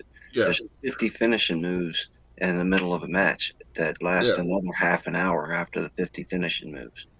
Yeah, it's like if there's 50 finishing moves in a match, they're not finishing moves. They're signature moves. Yeah, anymore. I mean, anymore, a DDT's a setup move. Yeah. Depending on who the wrestler is. Like I mean, Moxley's got 3 finishers. 2 of them are variants on the DDT, and the other one's a Bulldog choke, which is basically a variant on a sleeper hold. Sorry, I wasn't like trying to be a dick towards you or anything. I hate when I hear people say, "Oh yeah, it's finishing move." No, if it doesn't fucking finish people, it's no longer a finishing move. It's a signature move. But these wrestlers that are out there, like, yeah, my finishing move. No, that's not a fucking finisher unless it finishes people. Like Kenny Omega with the one-winged angel. That's a finisher. Mm-hmm. People don't kick out. I agree completely. That's the point that Rich was making when he would bring it up is the move when The Rock did the rock bottom, and that was the end of the match. That was for a year every time. And now the rock bottom is the first move that somebody does and doesn't even get a 2 count. Yeah. Well, it's like Minoru Suzuki. He does a sleeper hold, but he does a sleeper hold to get the guy into the Gotch style pile driver, which is his finisher. So the sleeper's not actually his finisher; it's the setup for his finisher. We talked about this like way at the very beginning of all this, where I would say that's what I think is going to be the answer for wrestling, is to go back to old school in the ring, dudes battling. Every once in a while, the manager gets involved, or the girlfriend gets involved, or the tag team partners that's not in the singles match gets involved, and there's a disqualification and some hubbub or a steel chair, a little bit of time outside the ring kind of stuff. And you still got plenty of the flips and all that kind of stuff to do. And that's what people I think would really rush to and enjoy. The problem with wrestling is every move has got to be the triple Lindy. Yeah. Yeah. Which is why I've told you in the past, and I still say it. I think you would like New Japan if you watched it, Kingpin, because Well, that's the way New Japan is. that one, I think it was New Japan pay The per New view that Japan we watched. The AEW New Japan show we watched. It was the very opening match, and it was the best match I've ever seen since I was a kid. It brought me back to the Four Horsemen and the Road Warriors and TA Magnum and or Magnum TA and that kind of stuff and Captain Lou Albano. It was so classic wrestling. I was just like floored. It was so good. Yeah, so I'm saying, man, you need to watch some New Japan stuff. Maybe we can set it aside some point in the. I mean, it got. I don't know if we're gonna do AEW's pay per view next week or not because I don't got any way to pay for it. But How much is it? it's probably gonna be like 55. That's what they Oh have yeah, been with tax. I would love to do it, but I'm tight as it is. There's no way I'm going to be able to swing that this month. Yeah, that's what I'm saying. I can't afford it either right now. But I do have New Japan streaming service. We can go. We can do a maybe first week of December. We could go and watch a New Japan show just to watch a New Japan show and whatnot. I mean, we can always watch one that's already happened. That's not a big deal. Well, if you look at football, and football was a rough and tough sport back when we were kids, where grown men just clobbered each other, and it was great. Big hits. There was the whole crunch or whatever the VHS tapes that they put out at the end of every season with all the mega hits. Hmm. They don't do that anymore. But the problem is today's wide receiver isn't Jerry Rice. Jerry Rice wasn't Steve Largent. Steve Largent was a phenomenal athlete, and then Jerry Rice was like 10 times. And then the guys out on the field now, athletically, I'm not talking talent wise, I'm talking about pure masculine athletics. Jerry Rice couldn't, like a prime Jerry Rice couldn't mess with none of these guys. They're faster, they're bigger, they're stronger. They got, you know, 6'8", 400-pound guys running faster than I can run, but they're not Yep. allowed to hit each other. They Yeah, can't hurt each other. So how are you going to tell how many? I don't know how many. 12 guys, 24 guys on a football field that have got all kinds of adrenaline and wanting to win and competition in them, wanting to tear up the next guy across them. But they can't hurt them. They got to win and they got to stop the guy from doing his thing, but you can't hurt him. Yeah, I think that's what the problem with the wrestling is going to eventually have is how many triple moonsaults out into the crowd can you do before it's too much? Not before somebody gets hurt, but before the crowd's like, this is boring now. What else are you going to do? Well, that's the problem is nobody these days knows how to just tell a story. I shouldn't say nobody. I mean, there are guys out there that know how. But it's all video game wrestling now. and like that's why I don't like watching the Bucks. It's fucking super kick city and flips, and I'm just like going back, what, a year ago, probably about that, when MJF still had Wardlow in his corner, and they're doing the stuff with CM Punk, and Wardlow powerbombed CM Punk 9 times. One of those times is through a table, and CM Punk somehow rolls up Wardlow in a small package, gets the win, doesn't lose his streak, and I'm just like, no.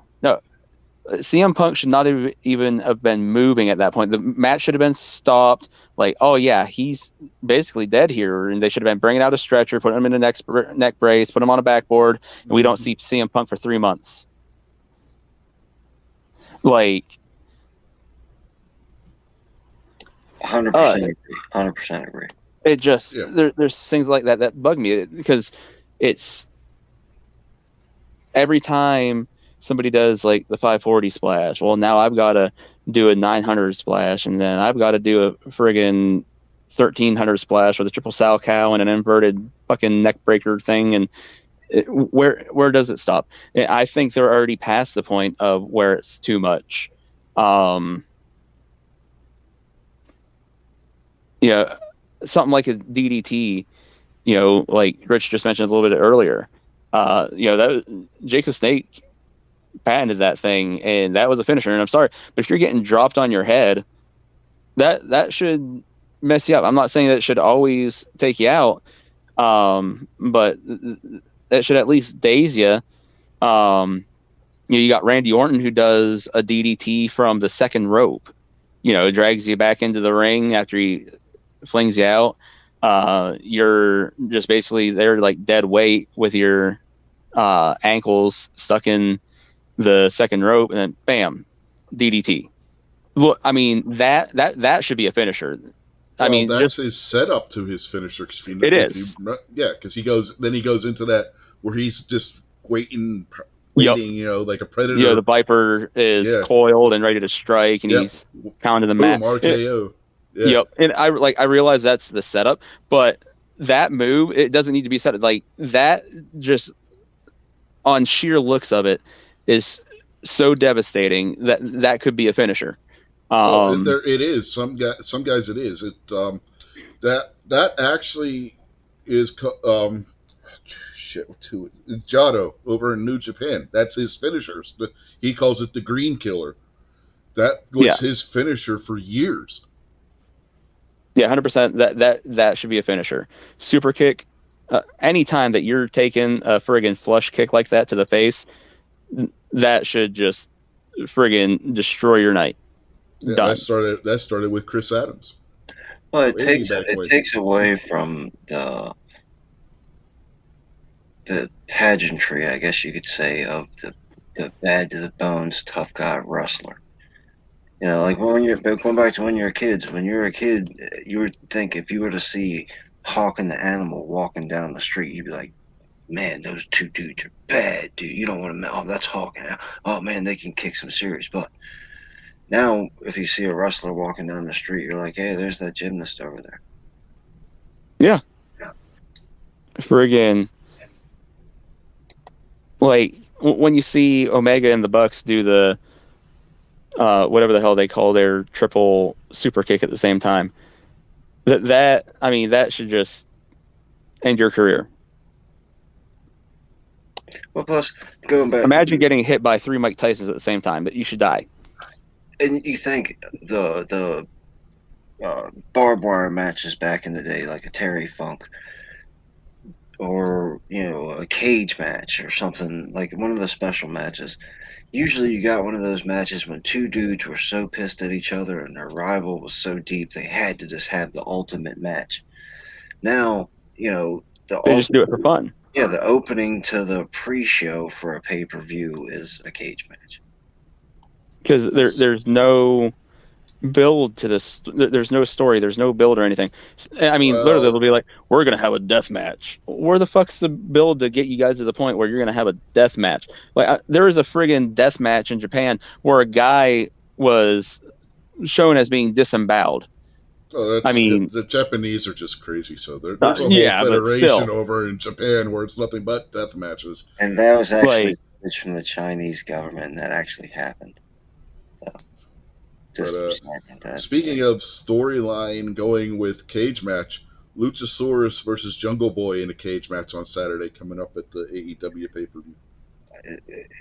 Look, dude. That Luchasaurus there's is that giant green dude, right? yeah, the guy that wears the dinosaur mask, yeah, And then Jungle Boy is that little tiny white dude with no socks. the one that was his tag team partner. Yeah, yeah. Yeah, If they're gonna put those two people in a cage, that should be a crime. Like the yep. FBI and the sheriff's department should all arrest those people for that. you know what I miss with cage matches?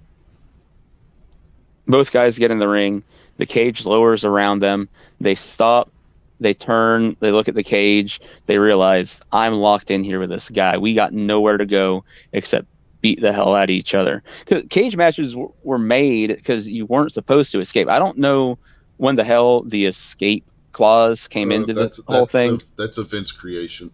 That's what I thought. And I Yeah. just that was the whole point of the cage match. You weren't supposed to escape. Yeah, the whole point was you weren't supposed to be able to get away. Yeah. Nobody was supposed to get in. Nobody was supposed to get out. And See, but look, the nostalgia is what we're talking about, and I get it. You got to let go of nostalgia sometimes, but in well, it's this not case, nostalgia that I'm talking about, Kingpin. I'm talking about it making sense. well, but that's what I mean. It can only make sense when you're into it because you know it's not real. You know it's that they're pretending, but when you get into it, it doesn't matter. It's like watching any other movie or TV show. You like you buy into the characters and you buy into the action, and when you can't feel that because of the way it's been abused, that's what I'm talking about. The nostalgia, being able to fall back into the fantasy land of now I really feel like this is happening. When now every match is a triple threat cage match, and you're like, well, I can't. Nobody's gonna die. Yeah. But Well, I mean, to your, so go ahead, Rich. I was gonna say to your question about when the escaping the cage started, I think that was the first Hogan King Kong Bundy match when they first came out with the steel rebar style cage That's that what was I was painted thinking blue. too, but I wasn't sure. Which, I mean, that cage was pretty easy to climb out of too Yeah, because yeah, it's it was like like climbing a one by ladder. one Mm. squares. But so what Kingpin was saying, um, when a good story is being told, I can in a sense get lost in the match still because I can sit there and while I know, yeah, this is all predetermined, it's not real. I probably have a pretty good idea who's going over here. When there's a good story being told, you can still get wrapped up in it. Um, like if you're watching a movie, Kingpin, and let's say like Bruce Willis is standing there shooting a Bread 92, and you sit there and you watch him just screaming, ah, bang, bang, bang, and he shoots like 30 times. Do you go, oh man, I'm lost in this movie? Or all of a sudden you're like, yeah, that Beretta 92 is only holding 16 plus one if he's lucky. He didn't reload once and he just fired like 37 rounds. Yeah, if it's a good movie, I don't care if he fires off 1,000,000 rounds. He was like, who fucking cares about reloading? Get out of here. Yeah, who cares? It's a movie. That's just like Superman. It's a belt. It's a belt fed Beretta. Come on. I went to the movie with the title Superman, and I expect Superman to be the hero, and I expect Superman to win at the end. So when Superman wins at the end, I'm not like, oh my gosh. Remember how Batman would be all locked up and tied to something, and it'd be like same bad channel, same bad to get you suspenseful, and little kids would be like, Hmm. oh, is Batman gonna survive or not? Well, grown adults were like, of course Batman's gonna survive. They're paying Adam West $1 million to do this show. Of course, they could kill Adam West to do a TV show. No, what are you talking about? Batman's not gonna die. Of course, he's the hero. He's gonna win. You know. So being able to get into whether or not uh, The Die Hard is such a good movie. I don't care if the gun stuff is that real or not, because who cares? I'm already sold into the rest of the action. I also don't expect Bruce Willis to be able to swing outside of a building on a extension cord with a machine gun in his hand either. Well, fire hose, but your point still stands. Right. But no, I mean, for me, when something blatantly fake happens, that's where it kills it for me. Because I can get lost in your world of make believe, but and like when you're talking about superheroes, that's a whole different other thing because superheroes are they're superhuman, so that is a whole different thing for me because they can defy physics and the whole nine yards. um No, Batman doesn't have any Yeah, superpowers. but hold up. If we're talking about wrestling as the basis of this whole scenario, you can't think that getting a triple moonsault outside of a ring, you're going to survive that. Like I you definitely know think you that could there's a survive bunch it, of wrestling moves but that'll probably kill somebody. Yeah, I probably think you could yourself. survive it, but you definitely wouldn't be going anywhere the next day. Like you're going to be feeling that for a few weeks. You're probably Yeah, going to have a few if broken ribs if you're lucky. Kingpin tried doing some of these flippy shit moves that some of these wrestlers do, he'd break his neck. What are you talking about? I No, see. that's what I mean. Like if we were in a real fight, like me and you were in Walmart parking lot and got in a real fight, and you picked me up and uh, uh, DDT suplexed me, like what? Instead of doing the suplex, you DDT'd me, suplexed me. I die. Bone buster. Yeah, you'd crack my skull wide open and I'd bleed out right there in the parking lot. But the guy does it in the ring out on the ring side, and was like, "Oh yeah, man, that's crazy." But that's where the issue comes in. When things like that aren't finishers, why not? Because what we're talking about here are called high spots. Mm-hmm. And you're not supposed to do a high spot match, meaning it's super kicks and flips off the top rope. If you went off the top rope, that was supposed to end it. And every once in a while, even back in the day, it didn't always end it. Sometimes a guy kicked out, but I mean, at that point, you had a hell of a story being told. Like Ricky Steamboat and Macho Man, or Ricky Steamboat and Flair. I mean, some amazing matches there. Uh, and Steamboat was one of the guys that would go to the top rope, but it didn't always end the match. But when that guy did kick out, it added to the story. It added to, oh my God, his resilience, his heart. He won't die. He won't say quits. Nothing like that. But when you watch these guys now, that they're doing these moves that are supposed to be so high impact, and a guy kicks out at 2, not even 2.5, just 2. You're like, what the frick? And I mean, they should just be superheroes. Like, I guess, like if the Hurricane was still a thing, I I could get behind him kicking out of shit like that. All right, cool. He's a superhero. No, He's impervious to some of these things. I understand. I agree completely with what you're saying because I think it takes away from like when you have a classic regular match where two dudes are in there elbowing each other and body slamming each other and leg dropping and doing all that kind of stuff. You can still have the idea that no, these are professional wrestlers. They can take that because they're tougher than me. That's why they're professional wrestlers because they're badass. Yep. And then, like you're saying, when the final power slam finishing move comes, if he kicks out, it's only the highest level Hulk Hogan that kicked out of that. Like all Yeah, the regular guys, they yeah, got pinned. They couldn't yeah. take it. But Going going this back. heavyweight champion, of course, he kicked out. Yeah, it's like going back to the '80s. How many matches can you remember Ric Flair defending the title against one of the big name competitors, winning with the figure four? Now look how many times he won against the jobbers when using the figure four, and your number is going to be a lot higher on the latter than the former. Yep. See, and that's what I'm saying. They need to listen to us because we're telling them that they're diluting their product in a bunch of different ways and a bunch But of different ways.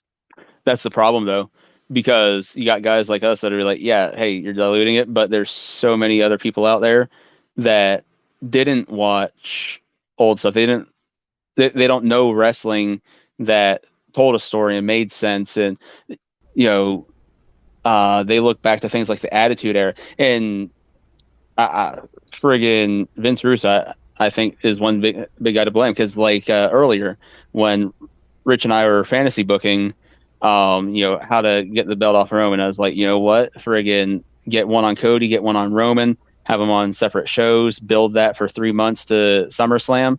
If that was Vince Russo booking that, next week those guys are putting hands on each other, somebody's going through a table. Well, Where the fuck's the build? Cody's still out injured, so I realize that, but you know what I mean.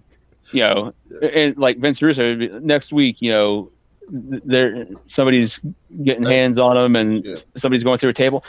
You should be building to that. Friggin' have a guy ducking the other guy, and the other guy's cutting promos. "Oh, you chicken shit, you won't face me like a man," and uh, you know, just I can think of two guys in wrestling right now who would think along the way that we're talking right now.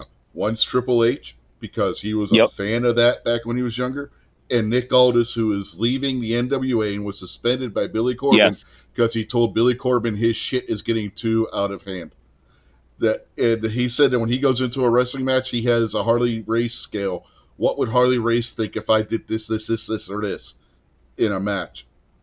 Those two guys could if we were to sit down and have a conversation with them, would probably see things more to our point of view than anybody else in wrestling right now. Well, they've got history to look at though, because Mm, what they did with the naked women. At first people were like, "Oh, cool, there's boobs and hot chicks and lingerie in the middle of the ring," and then they overdid it, and people were like, "I'm not taking my kids to see this thing. This is outrageous. I want to see some big dudes kicking each other in the face."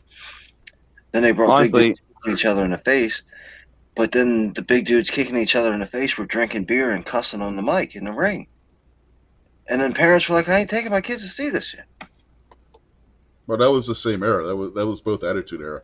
yeah, yeah, Attitude Era, anything went. They didn't give a crap. Yeah, But then they're like, and I think what really changed the Attitude Era into the Ruthless Aggression era and into the PG era was the fact that when Vince bought out WCW, there was millions of fans that just quit watching wrestling. They don't like the WWE style of wrestling that was going on at the time, and not just even at the time, but just in general. That was more the Southern fan that liked the way the NWA and WCW did things, and WWE had the way that they did stuff.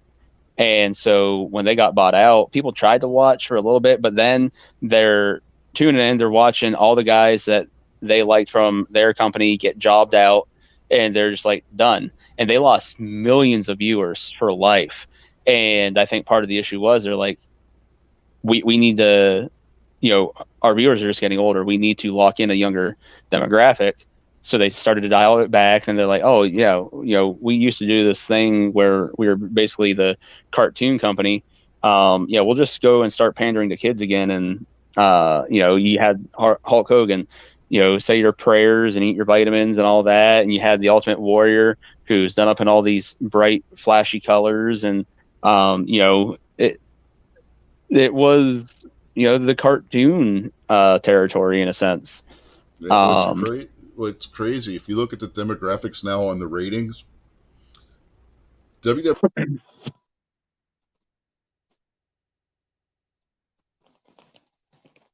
you there, Rich? Did we lose him? Yeah, it sounds like he probably got attacked by his cat. Unplugged his mic. Now he's cussing, screaming around, shooting at the cat in his new house, putting holes all over the floor. No, I got Probably the that most pussy you stupid. got in the wild. No, I got that stupid red box that pops up on your screen. Oh, your microphone's having issues. Blah blah blah blah blah. That stupid nonsense. But what was I going to? Well, I was saying something now. I don't remember what it was. Oh, the Uh, demographics. Yeah. because you brought up about age groups and everything. WWE's average age right now of viewer. You want to take a guess? Um, 13 to 21. You're 32 not. to 46. Kingpin's closer. Yeah. Yeah, between 40 to 58. Really? Yeah. Well, PG era hasn't helped him at all. No. AEW's Probably 18 to younger. 30. 18 to 30. And both of them can thank both of those, I believe, for uh, wokeness in sports. There's Partly. a lot of those demographics probably left the NFL, and the older people went to the WWE that they remember. Oh, the WWE is still a thing. I'll watch that. And the newer kids don't care about the sports at all anyway, so they were like, "Hey, this new AEW thing. Look, that guy did a flip and he's on Instagram." Oh, by the way, Rich, another guy that I think would fit really well into like the kind of old school style wrestling that makes sense, like we're talking. I think it would be MJF. If you Yeah. listen to a couple of his promos, he kind of harkens back to a day like that. And there was a interview that I had found. It just kind of popped up for me. I think he was like at a radio station or something, and they're interviewing him. And he really made reference to like, hey, yeah, we need to make sense. And I was like, oh, it's just another reason. And I was like, yep, I like this guy. I think McIntyre probably could too. Oh yeah, for sure. Yeah. Let's say, like, it doesn't matter. McIntyre, He's he could, bulletproof at this point. yeah, he could. Drew McIntyre is the Barry Windham of this generation. What's up, Gizzard? Would Happy you, one, Gary. Happy hey, one, Gary, would you agree with that, barbecue? That Yeah, I give you that. McIntyre is possibly the Barry Windham of this generation. Yeah. Underrated guy, but can just go out there and do everything. Do everything. He can take losses. It doesn't hurt him. He can be thrown into the main event at any time, and he is 100% legit when he gets thrown in there. I mean, 100%. One of the best in the business right now, for sure. Oh, could you imagine a feud Drew McIntyre versus MJF? No, I don't want to imagine that because I don't know who the hell I pick. I mean, oh man, that would be so freaking good. McIntyre would have to be the babyface. Definitely. He'd get eviscerated by MJF on the mic. I mean, he'd be able to hold his own, but MJF's on another tier on the mic. But physicality wise, you could that would be such a good feud. Oh my god. Yeah, McIntyre just be throwing MJF all over the place, like when Hawk was feuding with Ric Flair. And yes. Flair only won through shenanigans all the time. It would be the same. Yeah. It would be that all over again. Yeah, exactly.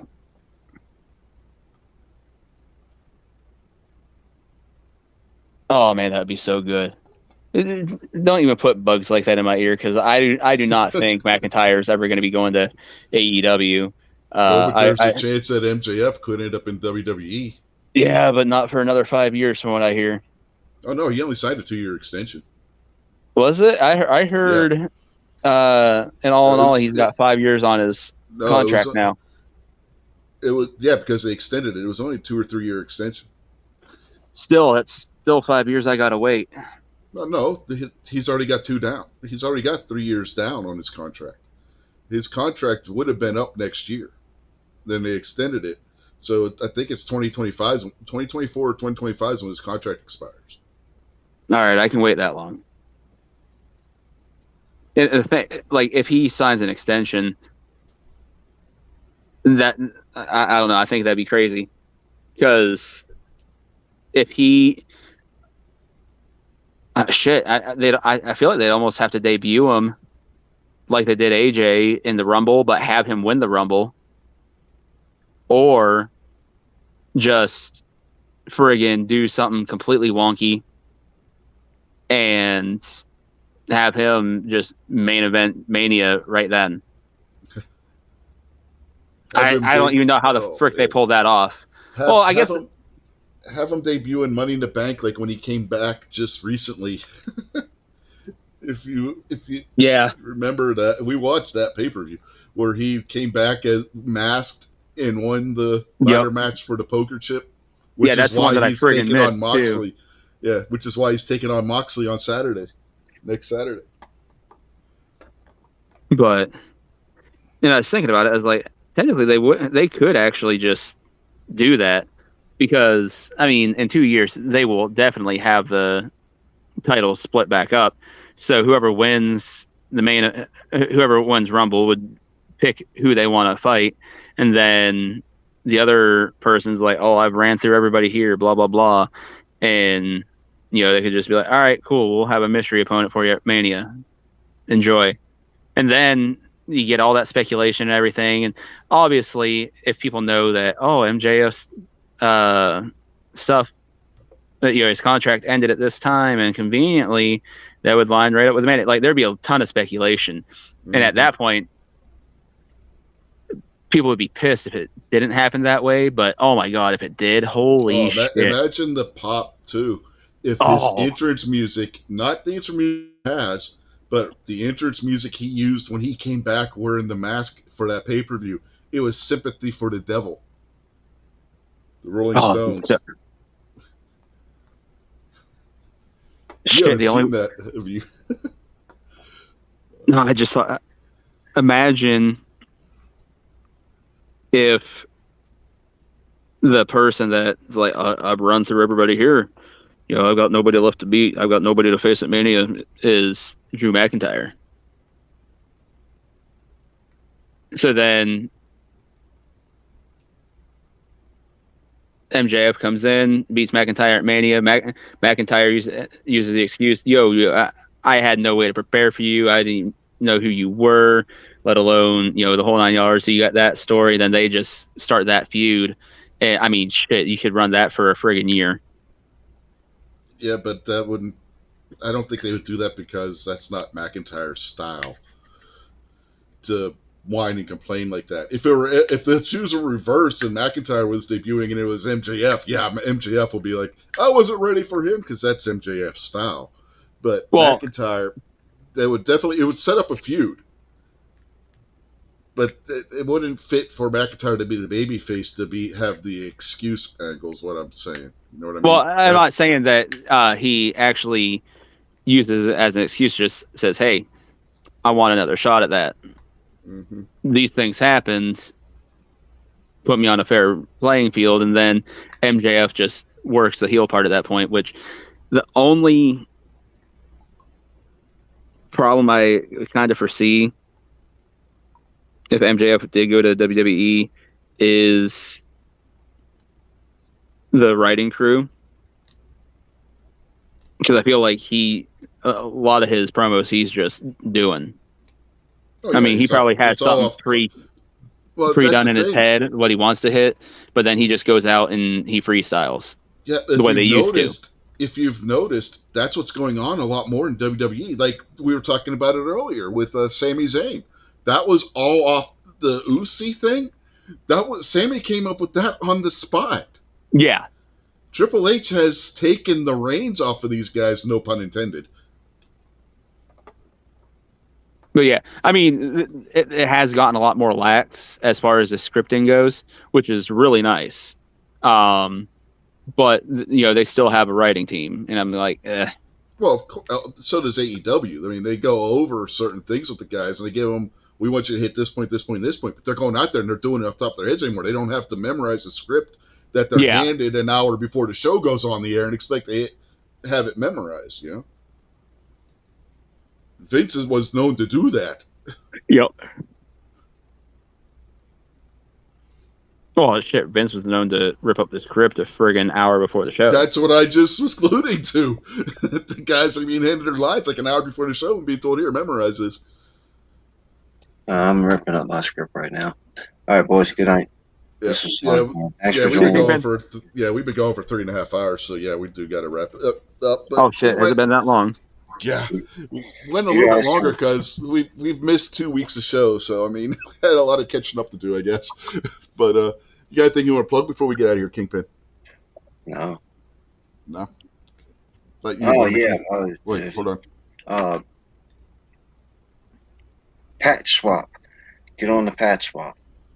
If you can't watch G-Webs tomorrow, think of a good way to do like an Instagram patch swap thing. So G-Webs is working on that. Barbecue's a part of that, and seems pretty cool to me.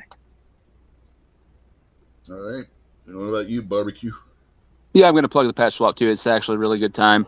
So if you collect patches, you're interested in patches, you just got patches you want to get rid of, really fun time, good place to go do it. Like Kingpin said, maybe make an Instagram post or something where it can be screen shared. So if you got patches that you do want to swap, but say you can't actually get into the panel for some reason, it can always be screen shared if you share the link, and the photo shown of like, oh, so and so has these patches to swap if you're interested. And things can be done out in the text chat, or plenty of ways. It's a good time, so check that out. G-Webs is doing that on the Gun Websites channel as well as the Gear Websites channel. So I think he said it will either be at 2 or 3 tomorrow, depending, because since daylight savings times happen, his times are kind of jacked up right now. So be around one of those times. I think G-Web said yesterday he was on Mountain Time right now. Yeah, I think he's only like 2 hours behind now. Yeah, because it was 4:20 here, and he said it was like 2:20 there. Yeah, I think during the summer he's on Pacific time and then Mountain time in the fall and winter. But yeah. And with that, we will say good night for tonight. And yeah, Stacy, we're still talking about wrestling because we got 2 weeks to get caught up on. So, and you missed when we weren't talking about wrestling. So we talked about all kinds of stuff tonight too. I know, but when she came back in, we were talking about wrestling again. She missed all the other stuff we talked about. Oh snap! So before we head out of here, real quick, and this is something we can maybe start with next week if you want, Rich. Bobby Roode. I think he could be the. What's that? Yeah, he's supposed to be coming back from injury. Yep, coming back from injury, with Triple H being back in charge now. Put him in a suit next to Rick Rude. I feel like he could pull the heel persona off like. Oh, he's the best. No other. Yeah, 100%. And he's always just reminded me of Rick Rude. So, like I said, maybe we can touch on that one next week. Yeah, if you remember, yeah, no problem. We discussed that. No problem with that. But okay, anything else, or are we done? I think we're done. Okay. Well, then I'm gonna show the closing promo, and we will see y'all tomorrow night over on the Unloaded Media channel for This Week Unloaded. Good night. Oh yeah. You guys are probably really scared right now, and I understand that completely. But I get the better of the deal, and even though it's 3 versus 2, you guys are outnumbered because we're better than you guys. Yeah, we are. We're legends in our own mind compared to you guys. Even though you guys got the egos, we have got the wrestling skill. And this guy right here, we're the